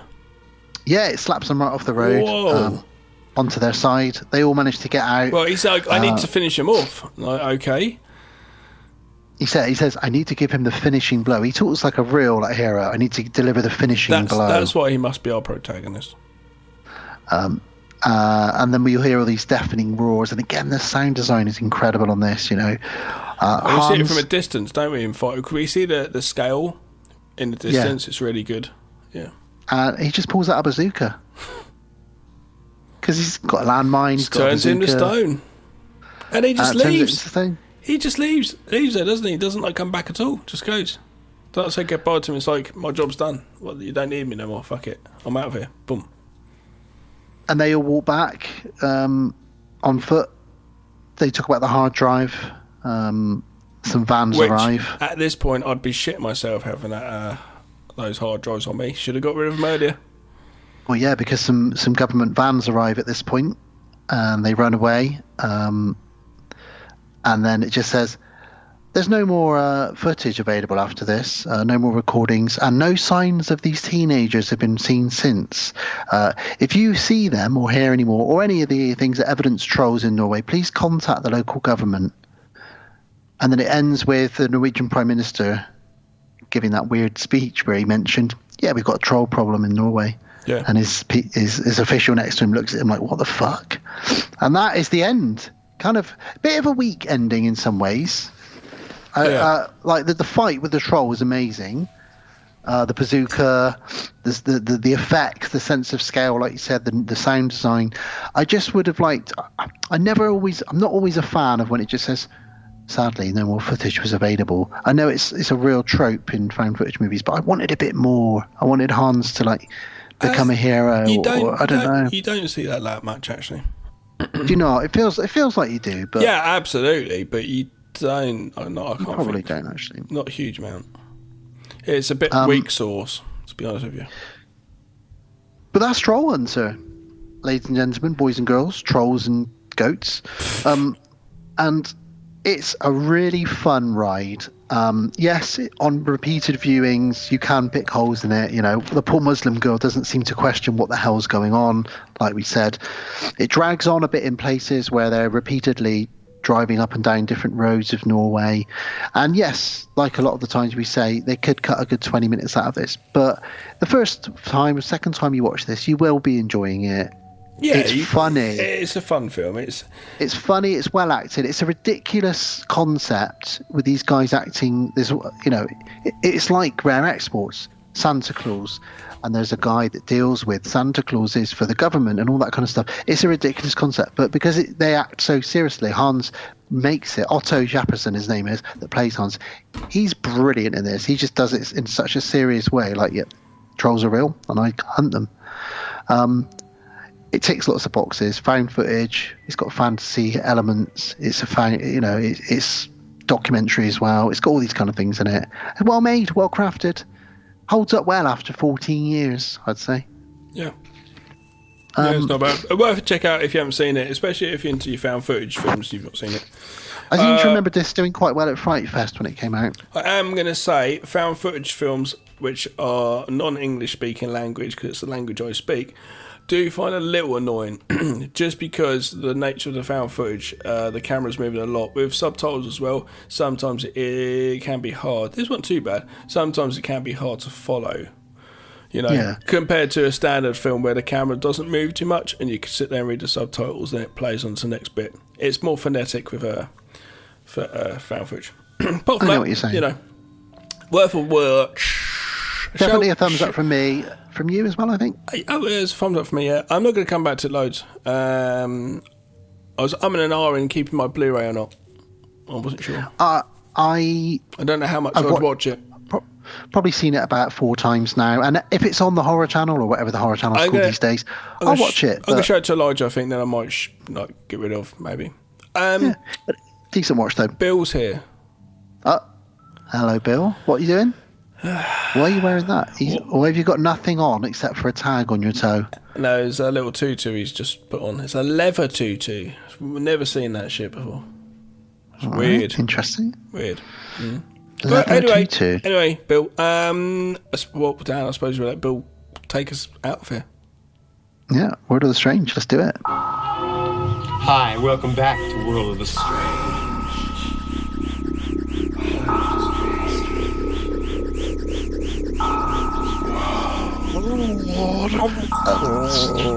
Strange world. What's a very strange world? Well, thank you, Bill, for turning up and introducing that, as always. Bill's given me a list of interesting stories linking into our next film, the Autopsy of Jane Doe. Now, these are stories, real-life stories of people that have worked in morgues, people that work with dead bodies regularly. Sarah's shown interest in things like this. I've always said to her, you're going to come back smelling of dead. Now, what's interesting about this list is it isn't your usual, dead body sat up and the person was actually alive, that kind of thing. There might be 1 or 2 of these in there, but a lot of these are very different, and a lot of them are quite just realistic, like showing you the true, like what it is like working with dead bodies regularly, because we're all human beings and we all die and we are just all sacks of meat full of farts and shit at the end of the day. You used to, when you see a horror movie and the old mortician guy, sorry, I said autician. What's autician? The autician. Mortician guy is there with his sandwich and puts half a sandwich on the chest of one of their stiffs and then carries on talking and picks up and eats it. You've seen that in all the horror movies. Because it's a job. Peter Jackson's cameo in Braindead, though. Oh, okay. Well, it's in lots of films. It's a job, though, isn't it? That whole. Yeah. So you Tony Todd. You don't. Yeah. Whatever. Yeah. Tony Todd in Final Destination. Yeah, he's just chatting away, taking the nipple rings out of that guy. Don't worry about it.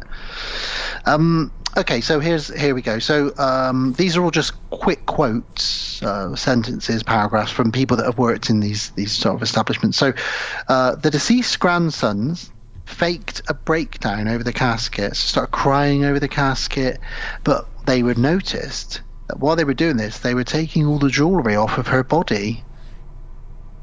So they were stealing from their dead grandmother's corpse at the funeral. Yeah. It didn't take long for the rest of the family to spot what they were doing, which resulted in a huge fight at the funeral. But they're fucking crackheads or something. The jewellery was taken back off of them and given back to the body. And the creepy thing was, 2 weeks later, the grandson that had taken the jewellery turned up in my morgue dead himself.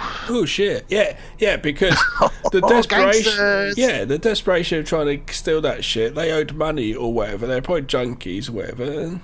Yeah, I wonder what the death cause was there.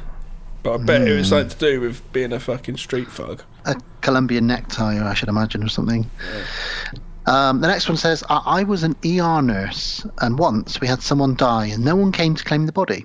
So they went to the morgue That was that. But their phone stayed in the ER by accident, and every day at 2:30 p.m. the alarm would go off. We couldn't figure out how to unlock the phone or turn the alarm off, and the battery on it lasted for months and months and months. We ended up locking it in the bedroom, but it was so loud you could still hear the phone going off. We had to listen to that dead person's alarm 2:30 p.m. every day, haunting us for months. To this day, I still shudder when I hear that same ringtone. Oh, So poor what? person. So it was locked. What? Why couldn't they turn it off? Because they couldn't unlock the phone, Oh, and the battery on it lasted for months. So this alarm was just going off, and this poor person had been sent down to the morgue, and the body was processed, and weeks and months past that, this alarm was still going off. why have they got the phone? Because they had to keep it, I guess, for evidence. I don't know. I don't really know. I don't know why you'd have the phone. You'd just obviously go put the phone somewhere if you have to keep the possession. It's weird. Okay. Here's another good one. This would make a good scene in a horror film. My best friend growing up lived in the upstairs of his family-owned funeral home. So we were kids, and we used to play hide and seek in the empty caskets. One day though, we got a surprise. Fuck yeah! You open it up and there's a body in there. That's what. Indeed.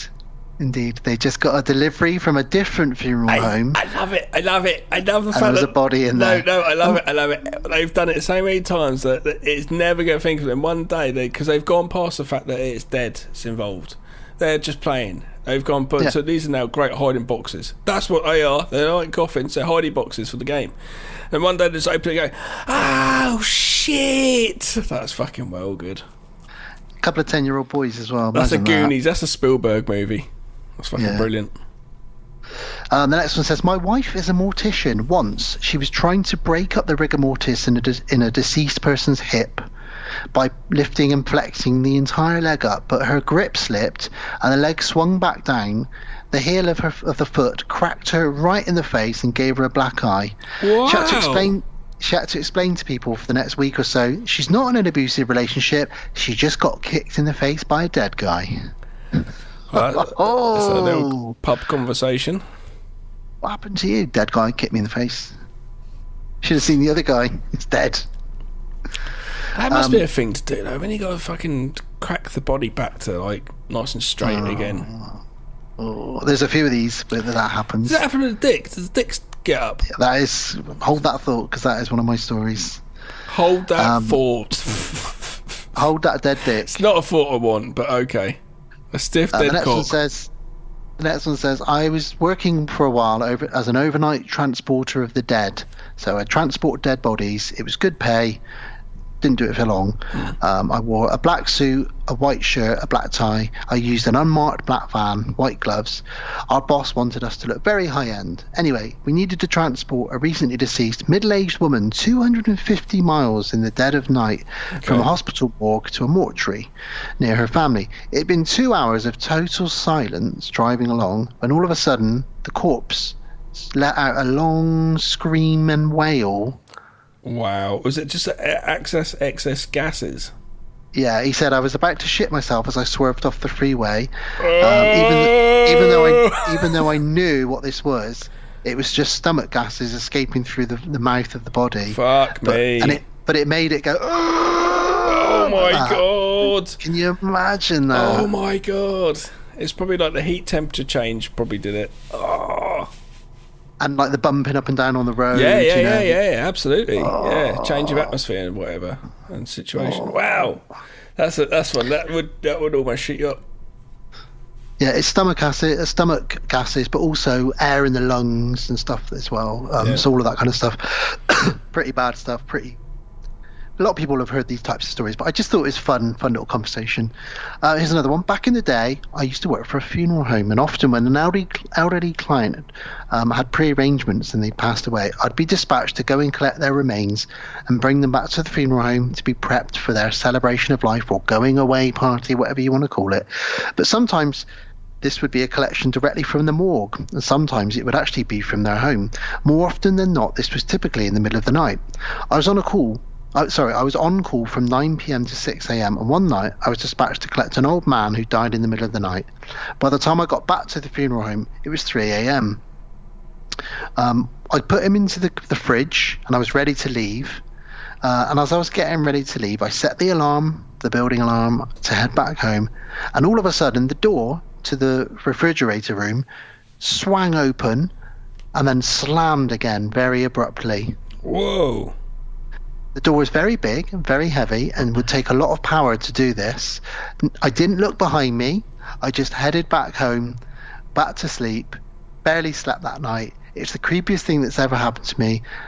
I've only started telling people about it a year later. He said the weirdest thing is I felt the hair rise on the back of my neck when it happened. Well, yeah. I've got goosebumps just thinking about that. That's good. I like this. We're building up, by the way, into a nice skin or creepy for the next movie. Yeah. Here's a quick fact that someone's revealed. Sometimes a fresh corpse gets shaky limbs, meaning it's very hard to put them in a body bag. I did not know that dead bodies could start having convulsions. Break dancing. Body popping. Rock the planet. Rock. Put some electro onto some footage of a dead body moving around lots. Don't do that. Don't do that.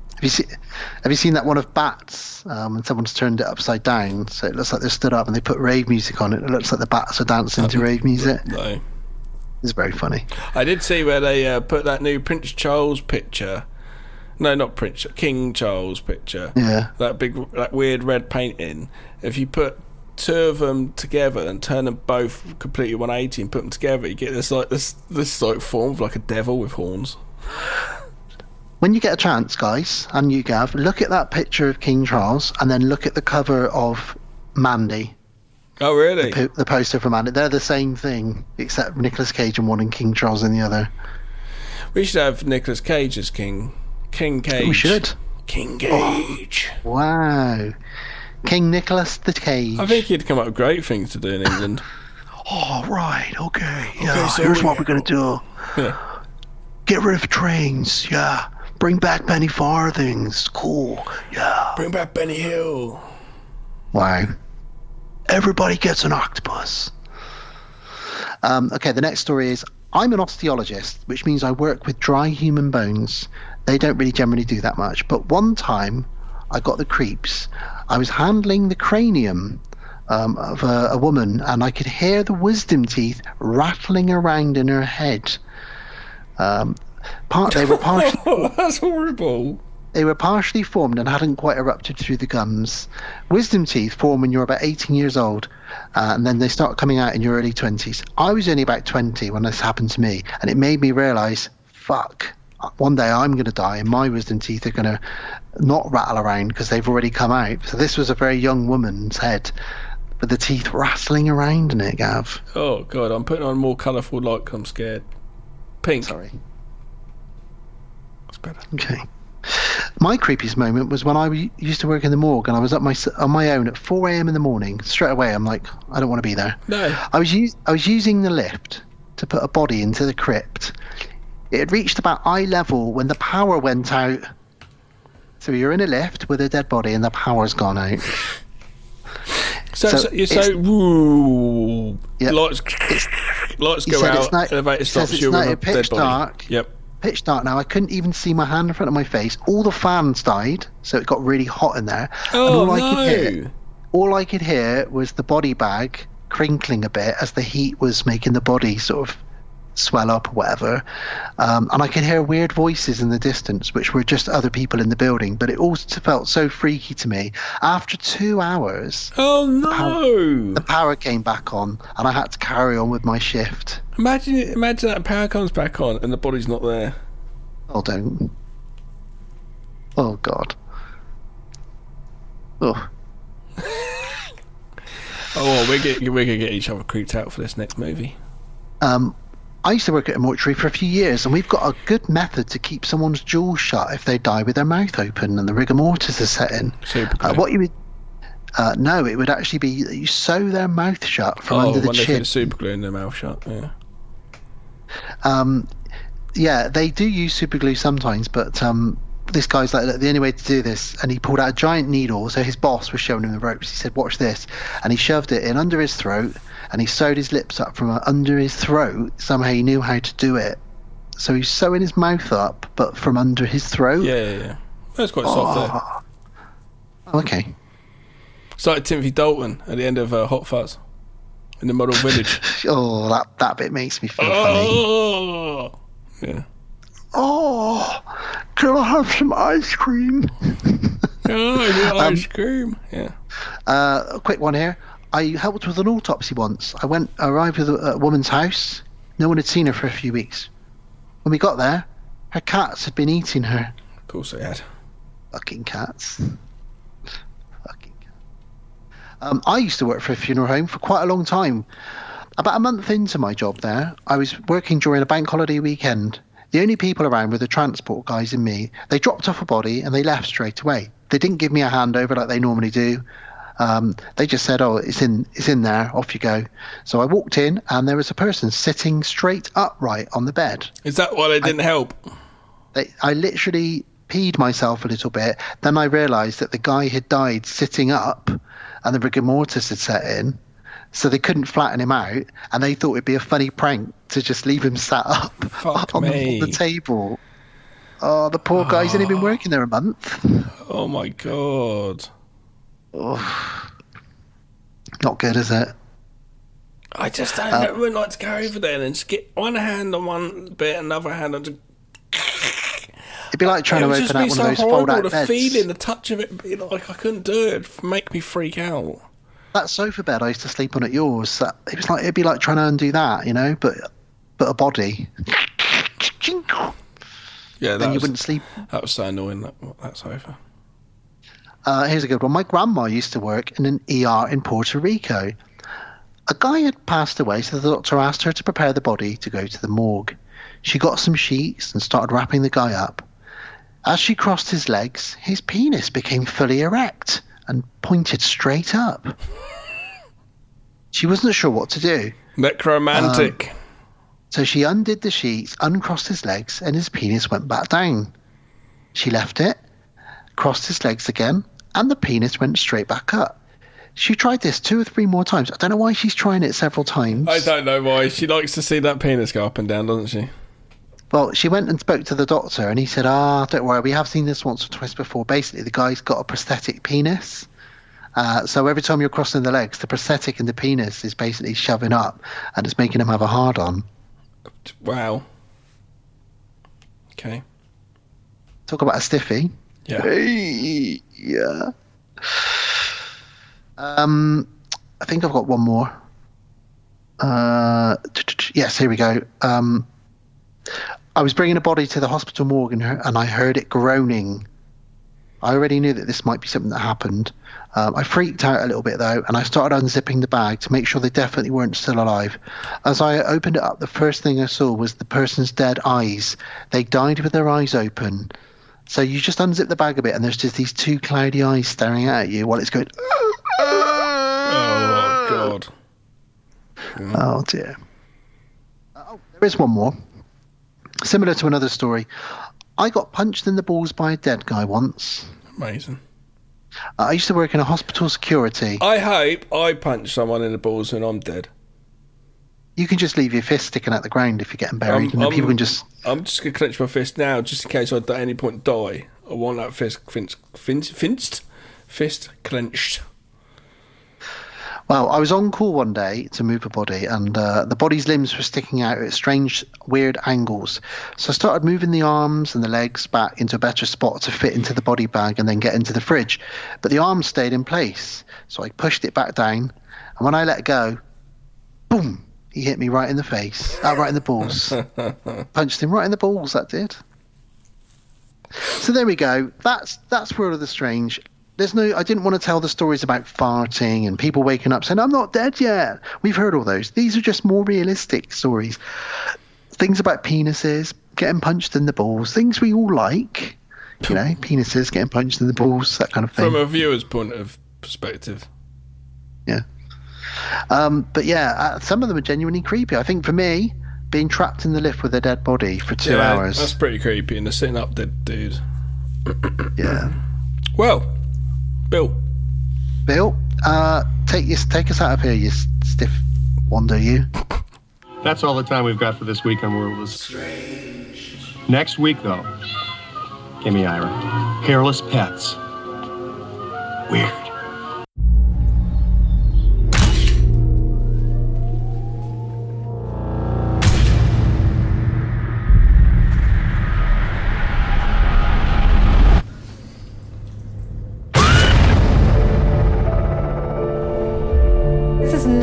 was expecting.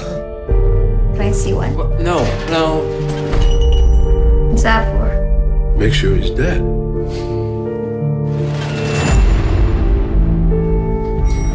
Sheriff. What happened? No ID. No fingerprints in the system. For now, she's a Jane Doe. He needs my help right now. 11 o'clock, I'm all yours. Subject is in her mid to late 20s. Hair brown. Flash flood warning now. Eyes gray.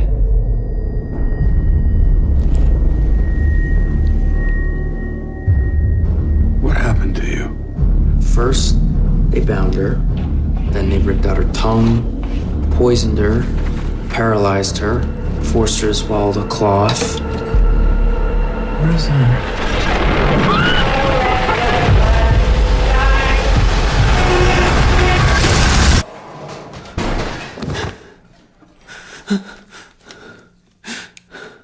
Dad?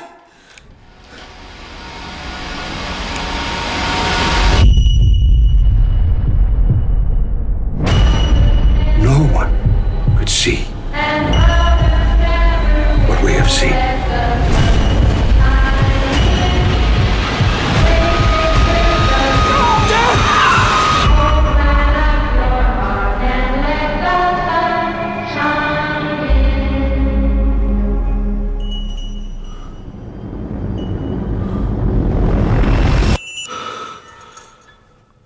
The Autopsy of Jane Doe, 2016, rated 15, an hour and 26 minutes. It's a horror mystery thriller.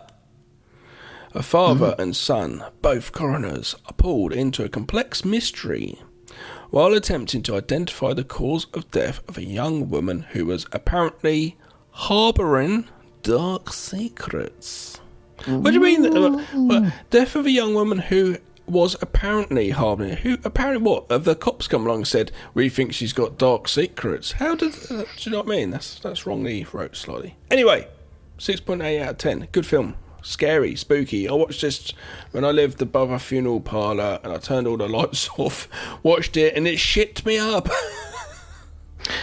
Yeah, I don't remember the first time I saw it. I think it might have been. This is going back a bit now. When Love Film used to send you your DVDs, and I think I watched it on my own. Really, really creeped me out. Yeah, it's a creepy film. It's a good film. Something about dead bodies in films where they could move any minute, you know. So that's one element of it. It's also a very small cast. Single location, thundery, rainy. Set on one night of rain and thunder. They've got a mission where they've got to get this body investigated very quickly because they want to know, but kind of under mysterious circumstances comes in. It's a Jane Doe. We don't really know what's going on with her. She, body-wise, she looks very good. No, I don't mean in a sexual way. I mean like her skin and her figure and form and everything. She looks like a very healthy person. So it's a whole mystery thing, and I really like. And our protagonists of this are two people. It's a son and father who obviously it's a business. And yeah, I like it. I think the single location and over one evening with the mission, we need to find this out and get the evidence back to, or the whatever information back to the police first thing tomorrow morning. It's a late night job. We're going to have to get through it. Come on, let's go. It's great. It's simple. It's brilliant. The reason it gets under my skin, and the similar, and I know you're not as big a fan as The Exorcist, but similarly to that, it's very, very, very, very grounded in reality as well. When they start finding the things within her body and her organs, it feels so grounded. It makes you, as an audience member, because you are now discovering the stuff as they discover. Obviously, they've got a medical advance, and they know their knowledge of medical procedure more than us, so they could straight away be able to detect, that kind of eyes for that reason. They obviously have to sort of telegraph and give us info dumps of the reason of what's going on, what's happening. But we are seeing as they're peeling back the skin, spoilers, we're going to get into it, watch the movie. As they're peeling back those layers, we're discovering what is not normal. We know that's obviously not normal. It's just like that moment. It's just like, whoa. It's creepy. And it's brilliant. And that realism, like you said, everything as they do is very realistic to what happens. Makes it so much more indulgent for us as a viewer. to the point that when the supernatural elements do start coming in a bit, you start questioning, is this really, or are they thinking this? What is actually going on? Now, it feels very, very Stephen King. It feels like this could have been a short novel by Stephen King. And actually, Stephen King, when this was released in 2016, he actually said, this is the scariest film I've seen since Alien. He really liked this film. He said, this is up there for Alien with me for creepiness. I'm going to say, hands down, I think I was in the best place ever to watch this film, in a funeral home. Yeah, I don't think anyone could top that for this movie. No. Yeah. Unless you were those 2 10-year-old boys hiding in a casket actually watching it on the phone. We're all hanging out with some dead bodies like some weirdo. Yeah, Someone's probably done that. Jesus Christ, you're about to drink from the biggest bottle of Sprite I've ever seen. Wow. All right, you almost made me laugh. It's at the end of the bottle. That's why. I know. Yeah, great movie. Sugar free. I've already said this. I know. I've already said this, but this movie for me is one of the scariest films I've seen in a long time. Genuinely gets under my skin. And for me, when you're talking modern, like in the last 10 years or so, this and The Witch, Robert Eggers' The Witch, these 2 films are up there for me. There are better films. Good double bill. It would be. Good creepy double bill. This is a very well-made film. There are better films, but this just gets under my skin. And Brian Cox, of course, and Emil Hirsch, fantastic actors, This has gone off. They've set out to make this film, and they've made the film they set out to make it. I don't think you could make this like such an incredible movie. It's Psycho territory or something. I don't think we're ever going to go that with it. But for what you have available, 1 location, blah, blah, blah, 2 cast or 3 cast, it's brilliant. It's really, really good. And I think, talking of the director again, I think Andre Overdahl he likes a challenge. He takes his time with projects, like we said. Now, this considering it's a small cast, it was a challenging film to make. You've got this dead body, so they had to hire a girl who was really good at yoga and meditation because they didn't want to use a fake body for the most part. Right, I didn't realise. It's a real girl. She had to lie there naked in front of this cat filming crew. She had to get into a meditative state. She had to breathe slow enough that you couldn't see her breathing or anything like that. Obviously, when they're cutting her open, that's all prosthetic. How hard that would be. What a challenge. Well, yeah, as when you go to cut, okay, we're going to turn around, we're going to go back to do that again, how hard that is, because then they're just going to have to, you can't just jump in and out of that meditative state. You're going to have to stay in that meditative state for hours and hours and hours. So while that's happening and they're setting up again, you would just be still there, just doing nothing, still doing and also that. On top of that, the vulnerability you'd feel as a naked woman lying there. I actually don't think so. I actually think you're taking that role anyway, you know what's going to happen, but I think after a moment, I think that was, if in that meditative state, I think that whole thing's gone. You won't be bothered by perhaps. that or anyone's thoughts or concerns. You'd be like, they've already seen me now. And then what would happen is, like, you're looking and you go, great, boobs, bush, brilliant. After 2 minutes and you're working, you ain't going to give a shit. And on top of that, the prosthetics and the effects that they use are incredible in this. I don't think so. I think she probably wouldn't be too concerned, I'd have thought. And this is why you and I like this as well. This is a mystery. It's a mystery that unravels, and we're figuring out, as you said earlier, we are figuring this out with them. The lovely thing about this is they've got a big chalkboard, and they write everything on there. She's got an unusually small waist. She's got this. She's got that, and they're building up. It's this like educating us. Writing it on the board is like being our teachers, and we're the students watching. It's great. It's fantastic. Really good stuff. Well, let's get into it. Let's start slicing her up. Let's do it. Do it. Also, great title for a movie. The Autopsy of Jane Doe. Just simple. Do it. Do it. Do it now. Do it. So we start with a really nice wide lens. Slowly. I didn't remember the beginning, which is a crime scene footage. Yeah. I'd forgotten. Slowly tracking along, we hit a crime scene. There's blood everywhere. There's a dead body here, a dead body there, here a dead body everywhere. Old MacDonald had... Sorry, I've been hanging out with my kids too long. But there are dead bodies everywhere. And there's the detective looking around... who comes back later on. It's only 2 litres. Why does it look so fucking big? I don't know. It looks huge. It does, doesn't it? It's like, honestly. It's not. By the way, we're talking about Sprite again. Not 2 litres of blood. Or anything else. 2 litres. Jesus, mate. So in this house, in this crime scene, there's not only is there blood everywhere and dead bodies, there's scratches on the walls and on the doors. A news team show up, as they always like to do. Go and distract them. Don't let them come anywhere near here. The usual thing. And then in the basement, in the dirt floor of the basement, they find this half-buried naked girl with no ID. Yeah. And the detective says, "Oh, she's Jane Doe then for now." But it's weird though, because obviously putting her outfit, her skin and everything, her body and everything is perfect. She looks really like hasn't been on the ground for a while. If anything, just put in there moments ago. Yeah. And just that this scene ends, they say it's really weird. It looks more like somebody was trying to break out than trying to break in. There's no signs of entry. Which straight away, well, I don't know, because the second time watching this, I know what's going on. So straight away, you're like, oh, it's because she's a witch and she's gonna fuck them up. Yeah, but you don't know if she's a witch, do you? Like initially, like no, you don't initially, but she is. Or even the second time. So we could discuss it now. Yeah, of course. Yeah. So that's why they're trying to get out. 'Cause she's a witch. But why is she in Earth? Do you reckon that's where her sleeping, like Dracula? Peat. They bury her in, don't they? To keep. What is the peat for? That keeps. I don't know. It's from the peat is from the town of Salem. Is it from? It's from the town of Salem where the witch trials were.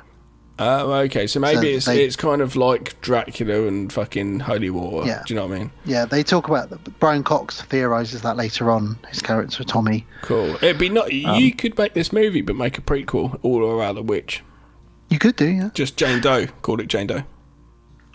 Well, let's talk about Tommy and his son Austin.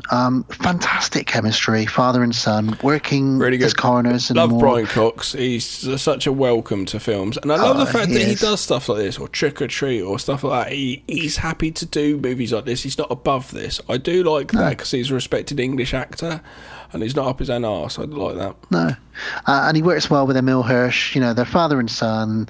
They've lost their mother/wife 2 years ago, so that's kind of like a thing that's happening with them as well.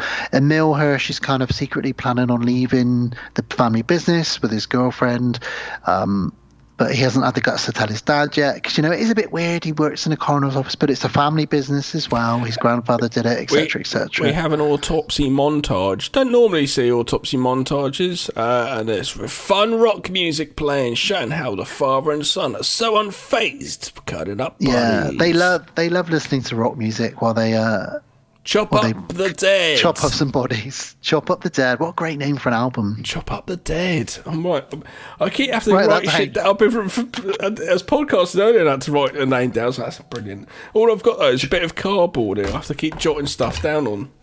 You're going to write this what on the did I wall say? in your kids' room. Chop up the dead. Chop up the dead. Don't write it on the wall in your kids' room, though, and they come home and they look at it and they're like, why is it Daisy's room. She's probably already written it on it. I've probably painted it over.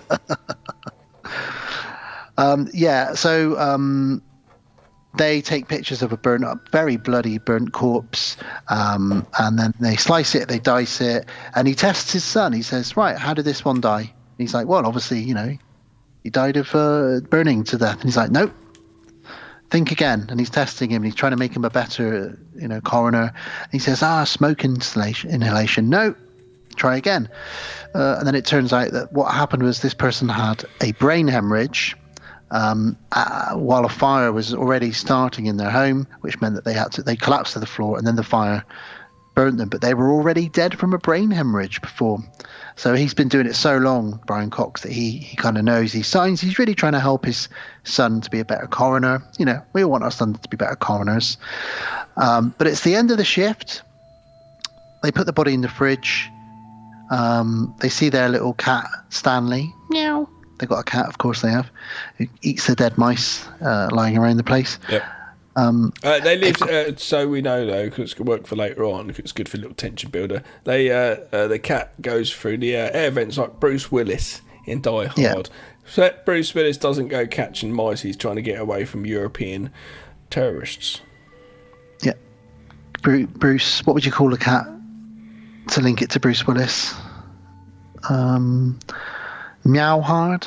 No, I don't know. I don't know where I'm going with this. Anyway, look, they've got what's cool about this morgue is that they've got this really fucking creepy round mirror up on the corner of the corridor. So you can see anybody coming down the other side of the corridor, and this will come into play a couple of times later on, and it's pretty creepy. You know the round mirrors I'm talking about when you're driving down the street, and you need to see. And it adds a bit of distortion. But anyway, Emma, the girlfriend of Austin, she scares him. Whoa! Oh, you bitch! Oh, why'd you do that? Oh, I got you good. Yes, you did.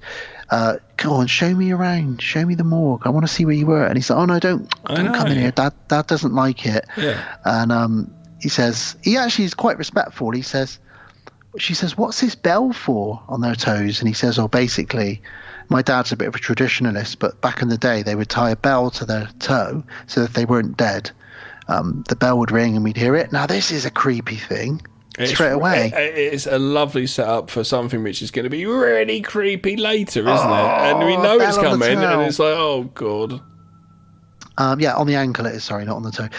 But in the background, she says, go on, I want to see one. And he says, again, like, respectful, he doesn't know his dad's there. He says, no, look, I really don't. Dad says I'm not allowed to. And then in the background you hear, go on, pick one.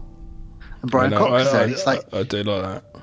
Pick a drawer, any drawer, have a look. Let's have a look then. So yeah, they have a look at a dead body. He says, "Oh, you wouldn't want to see this one. Why not?"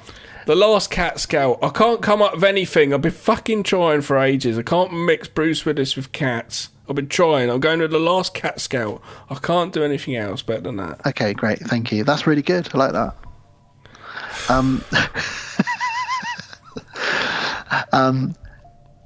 So the body she chooses to look at is a gunshot victim, and he's got no face. He's got a hole in where his face was because he took a gunshot blast to the face. What was she? Was she like, oh, great, I was hoping for the one of those, or was I hoping one with a face? What do you want? Like, that's nice.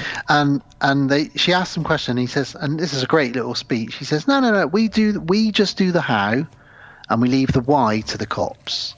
We tell them how they died, and the cops find out why. That's all it is. We don't get any further involved in this.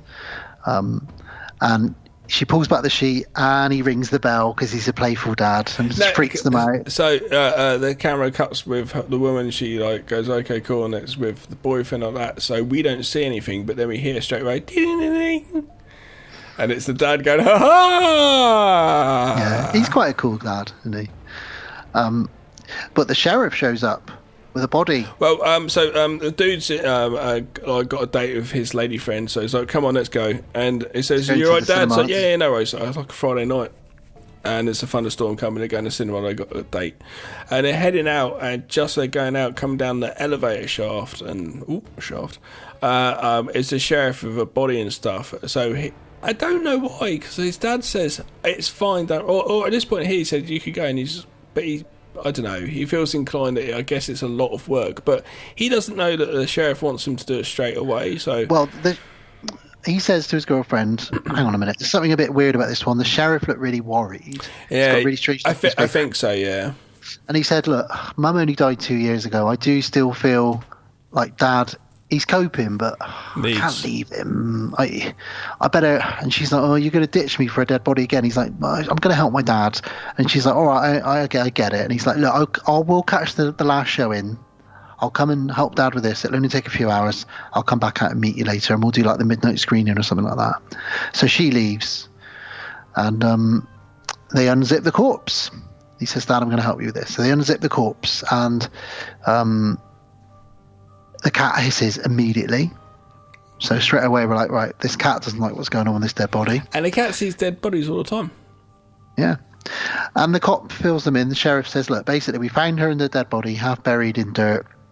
Can't find any marks on her. There were 3 other dead bodies in the house.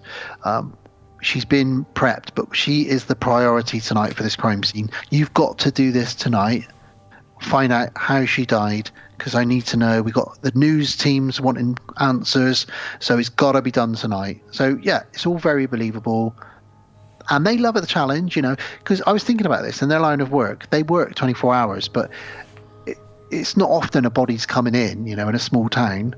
They might have like a road traffic accident where they get 3 bodies in a row and they have to work for like 24 hours. But then you'll get a few days where you haven't got any bodies coming in. Do you know what I mean? So, yeah, okay, if the cop wants us to do this, we'll work until 2 in the morning to get this done for you. It's not a problem. At least you never could be out of work. Yeah. Florists and funeral directors always going to have work. The two go hand in hand. You're trying to think of another one now, aren't you? Well, I was going to say the food retail business or food retail, food restaurants, etc. That's the trouble is that you have a choice. You don't have a choice when you're dead. You're dead. That's true. Yeah. Fucking no choices at all. And you know how important memory is. If we didn't have memory, we wouldn't know who any of us are every day. We wouldn't even know who we are, where we belong. Who are you? Where am I? What am I doing? So that's why AI. We're not in a simulation world yet. Right, here we go again. Memory's stopping us. Having memories keeping us away from the simulation. If I had £1 for every time on every episode you mention either AI or simulation, I'd have about £20 at the end of each episode. I know. I'll have a little savings pot. Wouldn't be able to do much with it, but. So they start the process. So they've done this a million times. We get the dictaphone. This is Dr. Tommy about to start the autopsy of a lady, Jane Doe, and he's telling us, the audience, but he's also doing it to the dictaphone, and his son is his assistant, so he starts writing up things on the chalkboard, like we said. Where there's going to be 4 parts to this autopsy. We're going to do an external examination, then an internal examination, then the organs, and then we're going to check the brain in that order. So let's get started. So again, like, this is a little investigation. We're breaking this down. Let's start with the outside. No marks, no scars. No piercings. They open her eyelids. Yeah, eyes are like cloudy, but like pretty good on the outside. No rigor mortis. They're really confused about that. Yeah. He says to Austin, "Can you notice anything about her torso?" And he says, "Yeah, she's got a really small waist." Yep, write that on the chalkboard. Okay, yep, really unusually small waist. Now, we find out later on this is because she's very old and she would have been wearing corsets back in the day. It's interesting. We get ankles and wrists are broken, but there's no signs outwardly of that happening. Oh, this is where it gets creepy. So isn't basically, you pick up and they're totally flimsy arms and feet and hands, but there's no sign because, like we said before, the body's like perfect condition, sort of thing. No bruising, no cuts, no marking, nothing. And they're both really interested in this. Austin's like, that's weird, Dad. Not seen that one before. Let's write that on the chalkboard. They're really sort of. Well, yeah, it is though. I suppose if you get the same all the time, then all of a sudden you go like, whoa. Like when it comes up different, it does make you start to question. And his dad said to him, like, don't question. We just give the facts. We don't question anymore. We leave the job here. We go home. We come back. As in, don't go home and think about it. Yeah. Well, he then starts looking under the toenails and the fingernails, and they find dirt. And he says, "What's this?" And he's like, "Well, it's not soil. This is peat." And he says, "Peat? God, where'd you even get that?" And he says, "Well, you can buy it from like a garden centre, but normally it's up north." Yeah, up north near Salem, but they talk about that later on. But there's nothing in her nose or her ears. But they open up the mouth. Oh! And they find a crudely severed tongue. Well, the butt of a tongue, should we say? Yes. No and tongue. this is now what they've done here is, so they've obviously opened her eyes. Now they open her mouth, and as they walk away and carry on around the room, we're just left looking at this dead body lying there with its eyes and mouth open, like it's silently screaming. It's horrible. But then we hear, and a fly comes out the nose, which doesn't. The sun doesn't make him go, oh, it's just like, it probably happens. It's not really that shocking, but it's creepy. It is very creepy. They do more investigating, though, don't they? Go on. They do, and they start saying, well, we're going to check her vagina here now, because obviously that's part of the external examination. Just before they do that, they find fabric in the mouth. Just before they cut the vagina. Find the cuts in the vagina. Oh yeah, that's right. And they pull out some fabric, which is really weird, and they put it up to the thing, and it's like some old, almost tapestry or something, isn't it? With runes and strange symbols on it. Which is creepy as all hell. And inside it is a tooth. Yes, and then thunder strikes, And I'm sitting there, first time watching this, lights out, going above a funeral parlour, just above there, people going, "Oh God!" And it just got worse and worse. I loved it. So yeah, it's a human molar, wrapped in this weird tapestry. So they put that to the side for now. They're writing all this down. They're making notes of it as they go. Then they started doing the examination of her genitals, and they realised that she's got lots of cuts inside her internally. So then they start saying, well, maybe she was in like some sort of sex trafficking, sex trade or something like that. And he's like, yeah, but this looks more like cuts rather than like tears from like rape or something. So put it on the board, son. So he writes it up there. While this has been going on the whole time, music's been playing on, because they have music playing in the background while they do the autopsy. Because at this point, the radio starts playing a load of random stuff and then changes music. It does. And Which again, it feels a bit to the creepiness. And it feels a bit Stephen King-y again. Some of these little, and that's not a slight. It doesn't feel like they're ripping off Stephen King. It just feels like. I love the build-up at this point. I mean, this is what I said earlier in script form. This is your fun and games. Did you just say about the scream that you hear on the radio? No, I just said weird sounds. Because you get this static, and then it sounds like almost like her scream. Probably is. Come through the radio, yeah, I expect which is really creepy. Yeah, probably is. Well, he says, right, we're on to phase 2 now, the internal examination. And they cut her chest right down to her stomach. Oh. Like peeling a banana. Oh, it's when they get the old fucking crowbar thing, or the old choppers later for chopping the spines. Like, that's to take her ribs off. That's to cut her ribs out so they can get to the... While I had COVID, I banged out all the sound effects and sound design for Ben's film, which is about 20 minutes. It's quite a lot of sound effects, so I thought I'd do that while I was ill. And it's loads of gore, loads of splashing and thumbs going in eyeballs and squelching and all sorts, and I fucking loved it. But the cracking of the spine in here is so...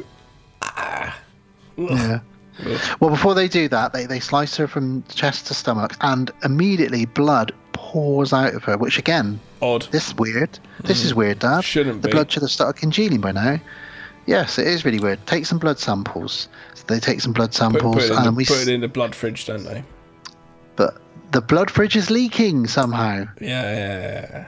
What have you done, son? Oh, sorry, Dad. I don't know what's happened here. There's blood pouring out of the fridge. Let me clean it up. Don't worry. Weird. You're very professional normally. Things are going strange in this morgue. They talk about the waist again seeming too small. They talk about the corset, perhaps, and this is where they get the bolt cutters.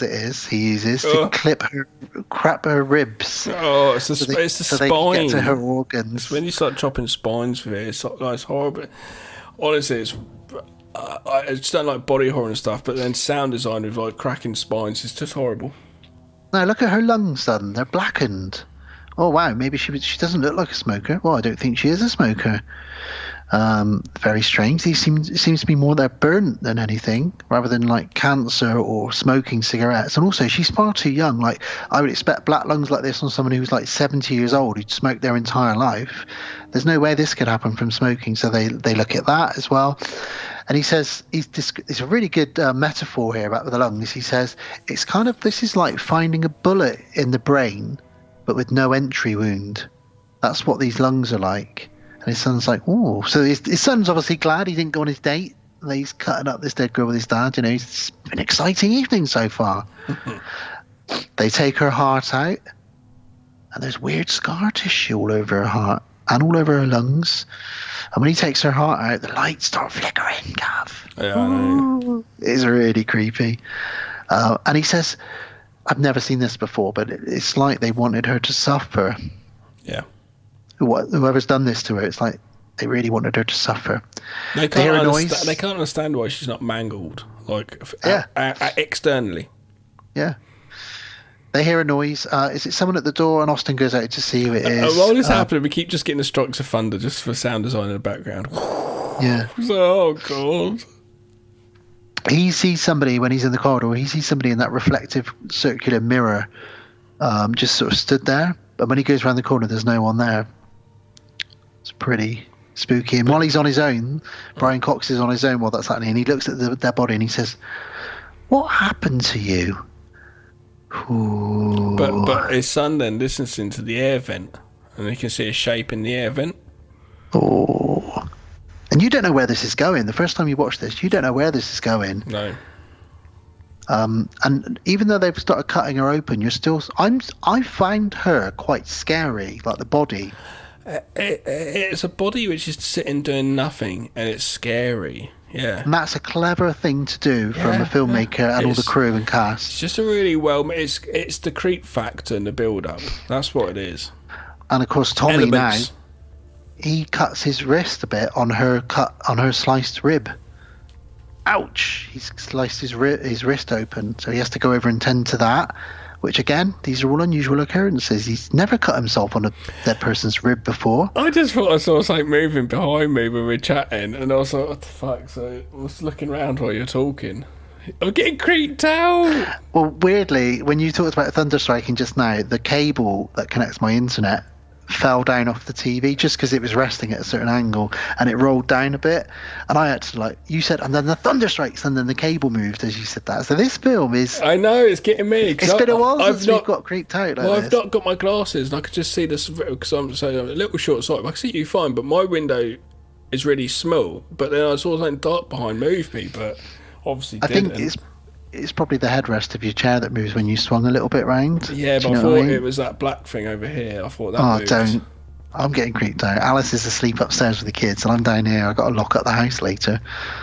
Yeah, guys, it's been a while since we've all got a bit creeped out. Ooh. But this film is good. It's good for that. So yeah, Austin is spooked out. You're right. He sees something in the air conditioning unit. It jumps out. He falls back on the ground. His dad comes in and says, "What the hell's happened?" I keep thinking it's going to fall down. There's a seat. Stop it. So Austin falls back on the ground as something jumps out of the air conditioning unit. His dad helps him get up. It's the cat in there, bleeding, dying. So what does his dad do, Gav? Just picks up the cat. Yeah. Breaks its neck. Yeah, well, yeah. And they immediately incinerate it. There's no fucking around. They assume that rats attack the cat. He says, "Just give me a couple of minutes here. This was the last thing I had of your mother's, this cat. And as much of a pain in the ass it was the last thing I had. So I just need a few minutes to think about the cat." So it's sort of a bit of a trigger in for Tommy, and I guess for Austin in some ways. But they incinerate it. It's not that triggering because he incinerates it. But he's used to death, so death's not a thing for him. Great shot here of a fly on Jane Doe's eyeball, just to emphasise that she is dead. Or is she? Yeah, or is she? It's nice cutaway, yeah. And a fridge door creaks open behind the son. Oh, you're getting me all creeped out again. Oh, it's so horrible. Oh, it's getting all dark out there, and I'm all by myself here. His dad walks in and says, "What are you doing?" He says, "The door I must have not shut it correctly." Right, let's get on with stage 3. I'm going to have to, after this, go knock on the Airbnb guy next door. Just, all right, do you want to hang out? Can you come and look after me? Can you spoon with me tonight? I'm a bit afraid. Airbnb 5-star. The guy next door spooned me. He's great. Knock on the door for spooning. Don't. So they continue on with stage 3, which is examining the stomach. So they open up her intestines, and they pull out a piece of weed, like a flower it looks like, but it's called the Jimson weed. And they Google it, and no, he doesn't Google it. Sorry, he's got a book, and the Jimson weed is a plant which can be used to paralyze somebody. It's got paralyzing properties in it. So he says, so they might have given her that, and then done all this stuff to her while she was led there still alive. So they really, whoever this is, really wanted her to suffer. Now, while this is happening, the radio comes on again. "There's a storm coming in, the biggest storm we've ever seen. It's a thunderstorm. You guys better batten down the hatches, get inside. Don't go anywhere tonight. Don't get on the roads. It's an awful storm." But they carry on because they carry on working. Did you mention earlier about the door that comes open of the dead tray? Yeah, that's when the bit you said you were getting freaked out. Oh, okay. Oh, of course, yeah. Sorry. I get so freaked out I don't know where I am. And they start questioning. He starts going back to the tooth, and he's like, "It's really weird that this tooth and the piece of rag that it's wrapped in haven't been dissolved by her stomach acids." And then he says, hang on a minute. And he puts the molar in her mouth. And they've made her, whoever did this, made her swallow her own tooth. And that's when they start thinking about the rituals.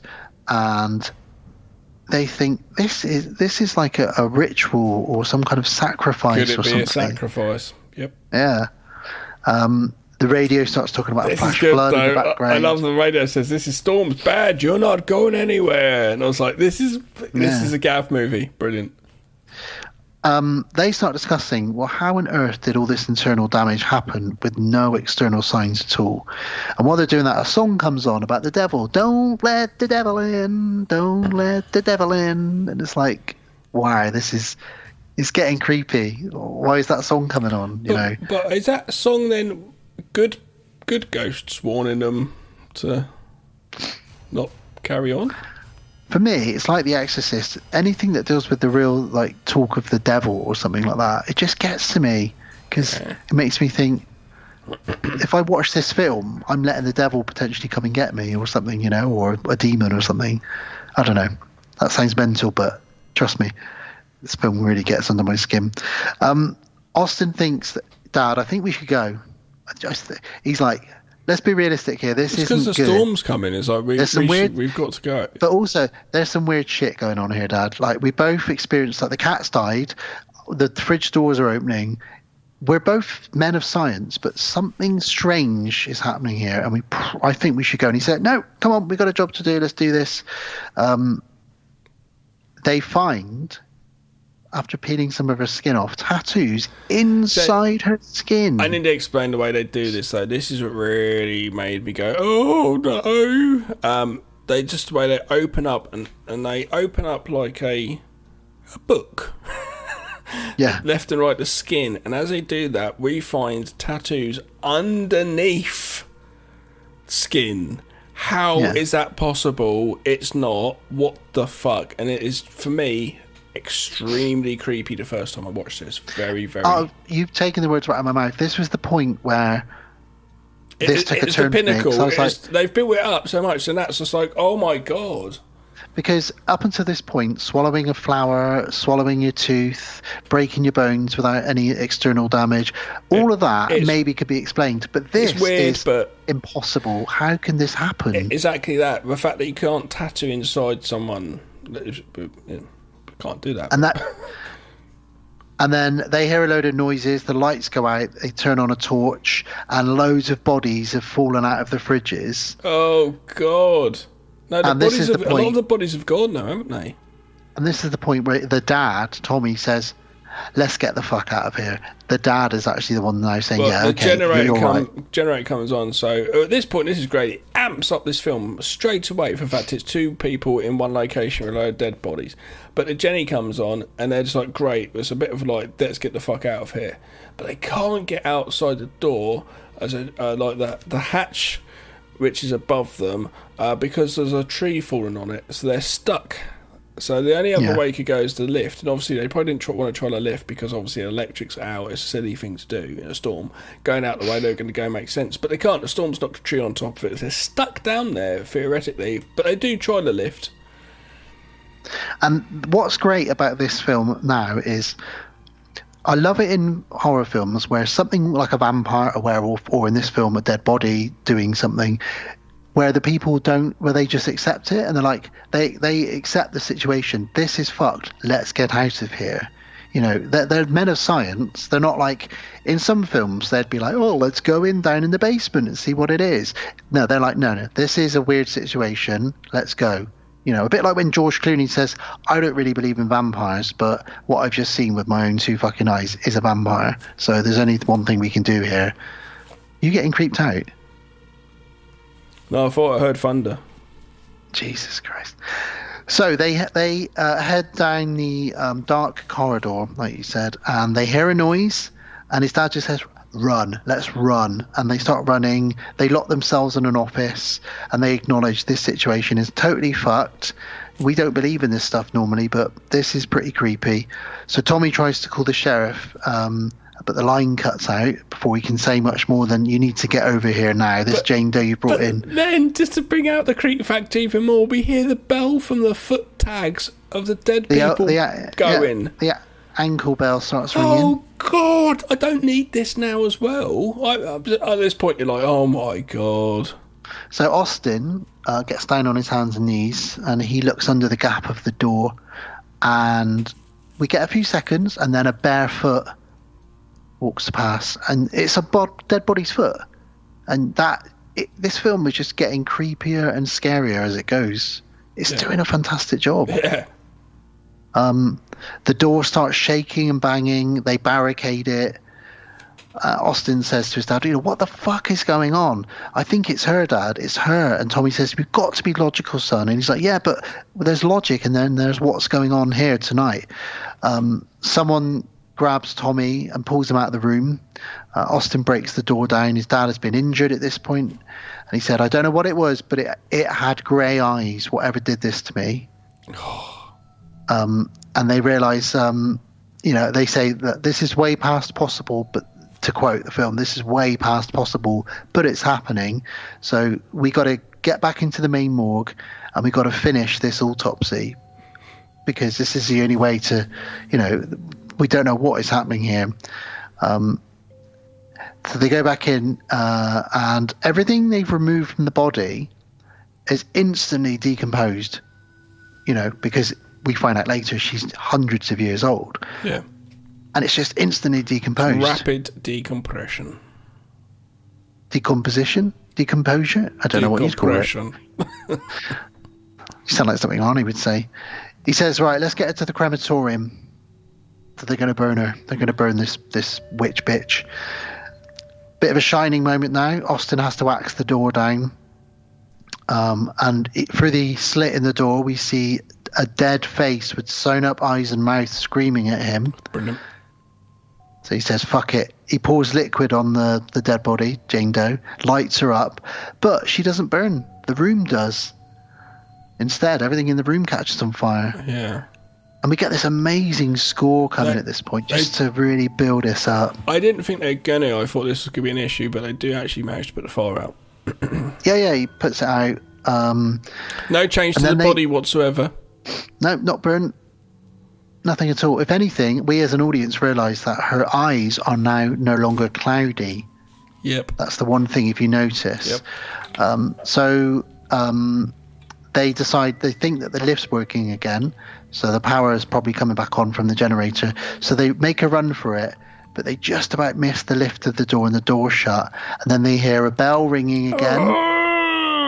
Coming from around the corner, and it seems to be getting closer and closer and closer. They see the silhouette of the bellman coming. Oh, it's so creepy.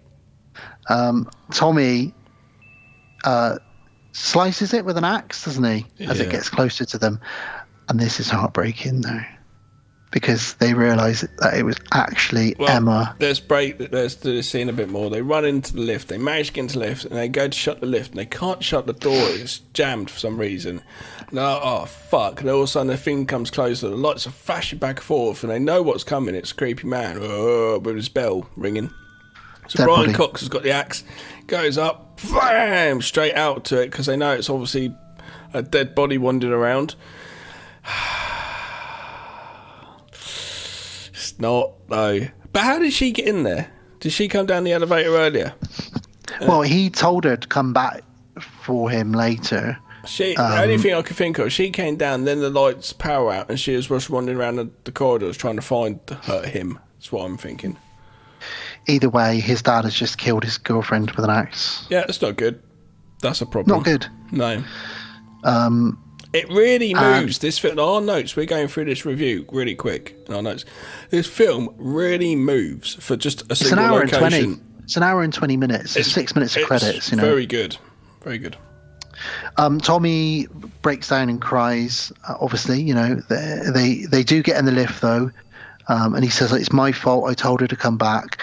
And then this triggers a conversation about losing his mum / Brian Cox's wife. They've never really talked about it too much. She seemed to die of some sort of illness, probably cancer or something like that. And it's a little small emotional, but it all works. It doesn't take anything away from the film. And then Austin says, "Dad, I want to know one thing. Why hasn't she killed us yet?" Yeah. And he says something in her doesn't want us there's something in her she doesn't want us to find. So let's try and figure this out. Let's do what we do, which is figure out how someone died. Let's do this. So they head back in. I put in brackets, I would not do that. But they go back in to finish the autopsy. When they go in there, though, someone stabs Tommy quite a lot in a very smoky, dark room where there was a fire earlier. So they lock themselves in the morgue room. Is that we're just assuming it's a dead body? So attacked by a corpse? They're just cracking on. Yeah. They've got to get on. But I mean, they're attacked by a corpse. He's like stabbed. It must be stabbed by a corpse. It's got to be, isn't it? Yeah. It's got to be. They continue the autopsy, and they scalp her. They remove the top of her head, and they cut the top of the skull out. Yeah, brain looks normal. All looks very normal brain. Except. Let's examine the brain tissue under the microscope, Gav. Let's put this under here. This is an interesting development. What the fuck? What is it? Look at this. Brain is what do you mean? Still alive. The cells are still alive. She's still alive. And this, for me, again, is there's been so many points, but this was another what the fuck moment. So they've taken a brain out of... Or no, they've taken a sample of the brain, haven't they? But they've removed her heart. They've removed her lungs. They've cut her open. And somehow she's still alive. But then they realise that material's folded and open it all up and it's a Bible passage. And they look it up and it's from the year 1693 is her date of birth. Is the year she was born. And she is a witch. And they realise it relates to a witch. So they then tie it all in with the peat, which is found in New England. She's a 17th century witch that's been brought in, still alive. And they've been slicing her open. And he says to his son, we cannot deny what we're seeing here. And maybe the ritual... this is a bit of a weird part of the story where they say maybe the ritual was done on an innocent, which then made her into a witch. I kind of lose track of this bit a little bit. I don't really think that was a great bit of the story, but whatever, it doesn't matter at this point. The film is so incredibly scary. But he says to her, because she felt all of this while she was still alive all those years ago and what we've done to her today, she now wants us to feel everything she felt, which is why we're feeling, someone stabbed me earlier, I've lost my girlfriend, the cat's died, all this kind of stuff, and it's revenge. And he says, perfect line here, he just looks at her, he says, this is her revenge, this is her ritual. And it's just a really creepy moment. At this point, something tries to break the door down. Tommy whispers to the corpse, don't hurt my son. Please don't hurt my son, because that's all he's got left. He hasn't even got his cat anymore. He's just got his son. He stares into her eyes, and then his ankles and his wrists snap. Snap, snap, snap, and he falls to the floor. Oh. And there's blood sucked back into the witch's body, the Jane Doe's body, while this is happening. So everything she does to them, she's slowly regenerating. Yeah. He's got the grey eyes that she had then. Hers are very normal now. We hear some stabbing sounds, but you can't see anything stabbing him. But I'm guessing his internal organs and his heart are all being sliced up. Maybe even his genitalia. Maybe he's having something happen to it like hers did. And he dies. Because Austin finds him and says, Dad, and he's like, just kill me. And he kills his own dad with a scalpel to put him out of his misery. Yeah. And the radio comes back on, and they hear the sheriff calling, guys, can you hear me? We're trying to get you out of there. There's a tree blocking the door. We're coming to get you out. Now, at this point, Austin is looking like a psycho, because when they come in, he's killed his dad with a scalpel. His girlfriend's dead with an axe to the throat. There's dead bodies all over the place. Even the cat has been incinerated. It's going to look like he's gone a bit Norman Bates, really, at this point. Yeah, it doesn't look good. But then the sheriff starts singing, and it's not him, because we then hear the ankle bell ringing, and she's toying with Austin. Tommy comes back from the dead briefly for a quick jump scare. Austin falls down over the balcony, dead. So he's dead now as well. Yeah. And the morning time comes and the cops show up, and the radio's saying, wow, we've had fantastic weather for the last 5 days and that's set to continue. No talk of any thunder or anything like that. So it was all orchestrated by the witch, all this thunderstorm. And the sheriff comes in. What the fuck happened here? They're looking around. And the sheriff says, like, right, this is exactly how we found her. We found her somewhere with dead bodies everywhere. Yeah. I don't care. Get her out. He says, get her out of my county. I don't want to know anymore. Get her to the next county. Someone else can deal with it.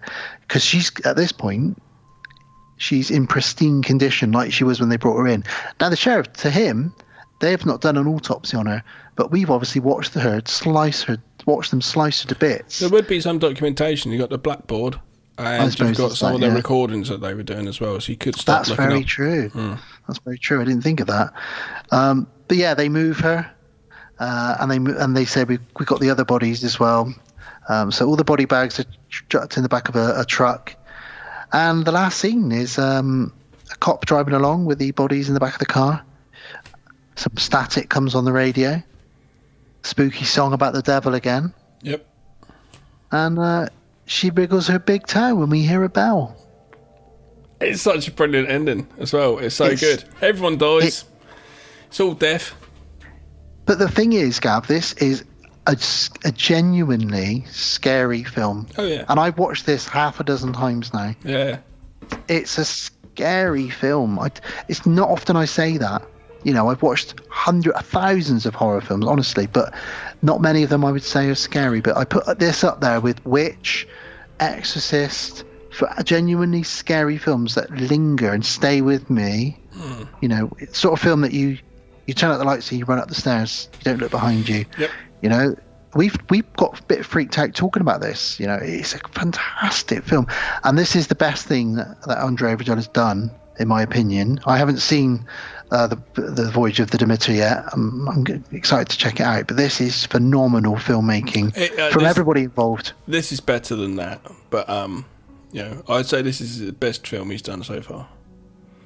And I would probably put this in my top 100 horrors of all time, probably my top 10 scariest films of all time. It's just phenomenal film. Yeah. And it gets better with every watch because you forget all the tiny little creepy details that they find as they go through. No, it's very creepy. Definitely, I hope you've seen it, guys. If you haven't, do watch it. We have told you the whole plot, though, unfortunately. Right, thumbs up from me. Yeah, thumbs up from me. But last thing I would say is this film's got balls. Yeah. Because it's about a witch, and a film about a witch shouldn't really be that scary, but the way it's done, it's very original. I've never seen it done like this. It's very opening up as it goes. It's a mystery and it opens up and unfolds into terror. It's brilliant. Yeah. Right, let's get awesome. out of here and come back. Okay, I was going to say that's the witch, but it's not. It's the Autopsy of Jane Doe. Goodbye. Goodbye.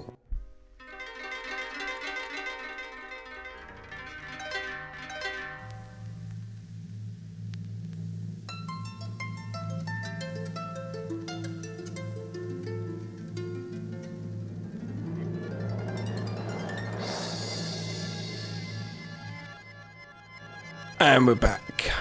We're back again to say goodbye. Auf Wiedersehen, sayonara, au revoir. Yeah, so not a lot to talk about with Andre Avrador because he's a very private man, as we mentioned, but he's definitely made some absolute crackers. These two, particularly Trollhunter and Autopsy of Jane Doe, particularly Autopsy of Jane Doe, fantastic film. So that was another director special. So that was episode 155 in the can, done and dusted. Well done. Gav, are you wondering something? Are you wondering what's coming next, Dan? What's coming next?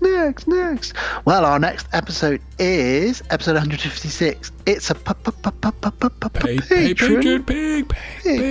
Very excitingly, our newest patron, Dante, it's his first go at picking a couple of movies for us. Splendid. What are we doing? He selected a 1962 cult classic, Carnival of Souls.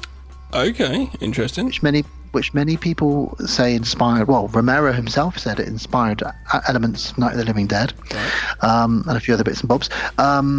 Weird, you're wearing the t-shirt. And he's also Plague of Zombies, actually. Plague of Zombies, sorry, yeah, Zombies. And he's also paired that up with a film that not many people have seen, us included, but he said he caught on Prime once, and that's Caught. Caught He from caught 2017. He caught on Prime. He caught on Prime. He got caught watching Caught on Prime. It's like when he used to say, I saw Saw the other day. What? I saw Saul. Did you see Saul? Yeah, I saw did. Saw. What, you saw Saul? Yeah, I see Saul. I see sword. No, I saw seed. For anyone that doesn't know, well, I'll give you a very brief synopsis. Caught is about a couple who are interviewing somebody in a house, and that's as much as I'll say. It all goes a bit crazy and weird, apparently. So he said it might not be for everyone, but he really enjoyed it and he would like us to cover it. So more than happy to do that. And just to say, obviously, it doesn't mean that we may not like your films, and if so, we will say how we feel of the films. We don't always like every film. Well, Dan does. I don't. Not every film. No, I'm joking. But yeah, so we will be honest with it, so please don't be disappointed, patroners, if sometimes we are not into your films. It's just the way it is. Yeah, but we'll be checking those two out, and then after that, it will be episode 157, and to kick off the start of the summer, we are going back to Camp Crystal Lake for Jason 4, the final chapter, and Jason 5, A New Beginning, following on our summer tradition. Yes. So brilliant stuff. Lots of boobs and smoking weed and Jason hacking and slicing and dicing. Love it. Great stuff. And then after that, episode 158, it's a Wes Craven director special. We've done one in the past. We covered Nightmare on Elm Street and Scream. This time we are covering the original Hills Have Eyes from 1977. Which is quite a summary film. Vacation It is film. actually quite a hot film, isn't it? And we're pairing that up with another hot film because everyone in it seems really hot all the time. I think there's a bit of a heat wave, and that is 1991's The People Under the Stairs, a very weird and wonderful film. Ving Rhames, isn't it? I've not seen that movie for many a year, but I did watch it lots as a teenager. I've got it on VHS. I'll have to dig it out and watch my VHS for that one. So yeah, that's what's coming up next. A patron pick, followed by a couple of Jason movies, followed by some Wes Craven. So you're in for a treat for the next 3 episodes, listeners, lovely listeners. Stay tuned. Thank you to everybody for listening and supporting and sharing and joining in with us.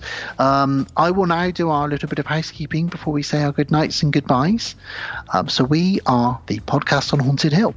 As always, we are a proud member of Legion Podcast Network.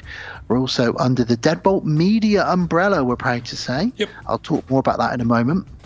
You can find out more about Legion Podcast if you visit legionpodcast.com. That will give you information on all the other shows on the network, as well as all of our past shows as well. You can email me and Gav at thepodcastonhauntedhill@outlook.com. Questions, suggestions, critiques, or just a big nude picture of a cat if you want. Well, you went there and I went the other way, so there we go. We're on Facebook. It's where we're most active. We have a Facebook page. Just search for the Podcast on Haunted Hill. We have a community, as we've been going on there for 10 years now. We have a community of beautiful, weird and wonderful people who contribute, and it's a fun place to hang daily out. stuff added. It's constant. It's brilliant. It's wonderful. Legion also has a Facebook page as well. If you want to go to Legion Podcast, you can find there as well. And all the other shows bounce in and out of that one as well. We're available wherever you're listening to us now. Most podcast platforms, Spotify, YouTube, Podknife, Podbean, Apple, Podcast Addict, and all those other crazy places. If you just Google the Podcast on Haunted Hill, you will find us. We're on Instagram. Our Instagram handle is the Podcast on Haunted Hill Insta. All one word, which is mainly used just to promote the show. Talking of Deadbolt earlier, Deadbolt Media, Deadbolt Films is our production company. We make movies, short movies, long movies. We have this podcast and Gav's other podcast called the High Strangeness Podcast. That's we also right. have comics through Deadbolt We have Films. comics as well. The other show that Gav does looks at true crime, but also urban legends, that kind of thing. So if you like Gav's voice and you want to hear more of it, we talked about wonderful Sarah's holes today. Sinkholes. The sinkholes. I before this show, I was doing another podcast, and it was Sarah's and I. So if you want to hear about sinkholes and the dangers of a sinkhole, check that show. Yes, Deadbolt Films. Just go to deadboltfilms.com for more info. We have a YouTube channel with lots of content on it, and an Instagram handle, which is just Deadbolt Films, all one word, Deadbolt Films. And finally, we are on Patreon, as mentioned. Our next episode is a patron pick. If you wish to become a patron supporter, pick. If you wish to become a patron supporter, there is no pressure, but we would appreciate it and love you wonderfully if you do. We do. For as little as £1 or $1 a month, you can become a patron supporter. If you do that, you will get a free T-shirt sent to you wherever you live in the known galaxy. Free T-shirt. You also get access to our entire back catalogue. If you want, Dan and I could wear it first, so you've got our musk on them. Oh, I mean, I do that anyway. Is that not what we're supposed to be doing? No, it's supposed to be box fresh. I'll stop. Sorry, everybody that's got one recently. Yeah, you get a free T-shirt. You get access to our entire back catalogue via Patreon. You also get additional bonus content occasionally. And on top of that, you get to run the show. Every 3 episodes is a patron pick, where our patrons will pick the 2 movies for us and send us a reason, if you want, send us an email or a message with a reason why they picked those 2 films, what it means to them the first time they saw them, if it's a childhood film, that kind of thing. And we'll read out all that information. But sometimes we get a bit of insight into that patron as well. It's fun. It's a cool way to interact with our patrons, and we let them take the reins for that episode. So if you want to do that, go to Patreon, search for the podcast on Haunted Hill. If you can't find the links or anything like that, then again, it's the podcast on Haunted Hill at outlook.com, or you can message me directly on Facebook. You can instant message me if you want. I am not shy. I will reply to you. That's it. We love it. We're also going to give our patrons a shout out now. I'm not going to do any silly voices. I'm just going to say your names. Thanks, guys. So thank you to our patrons. Thank you very much to our next patron pick, Dante. Thank you. Thank you to Don Cole. You keep that show rocking, my friend. Yep. Thank you to Matthew Godley. Still waiting to borrow some of your DVDs. Haven't got to needing them yet, but I'm sure I will at one point. Thank you. Thank you to Jamie Jenkins. We love you, Mibs, and we wouldn't be here Jamie. without you. Yep. Thank you to Kevin S. Fife. Your beard is wonderful. Thank you, Mr. Kevin. Thank you to Sarah Kay, the Lady of Mystery, who has replied to me a couple of times by email, and she's wonderful. Thank you to the weird and wonderful Irish Rachel, in real life friend as well as patron. Thank you to one of my besties, RJ McCready. Thanks, we love you loads, RJ. dude. And thank you, of course, to Lex Boo. You are incredible, Holly. We love you loads. Thank you. Thank you, all of our patrons, and to all of our supporters, listeners, and anybody else that interacts on the Facebook page. Thank you. Thanks for listening. So much. Always massively appreciate everyone who takes the time out just to listen to me and Dan. And if you're giving us stuff via Patreon, thank you so much more. It again, obviously means the world to us and makes us, wanted. We're wanted in the world, Dan. There's a place for us in the world of audio waves in the air. Somewhere in the world. Well, it's time to say goodnight, Gav. So It is. It's a good night from a man smothered in troll stench, hiding in a cave, listening to trolls farting. It's a good night from a sitting up corpse. Oh, it's a good night from Brian Cox slicing and dicing your girlfriend up in front of you with an axe.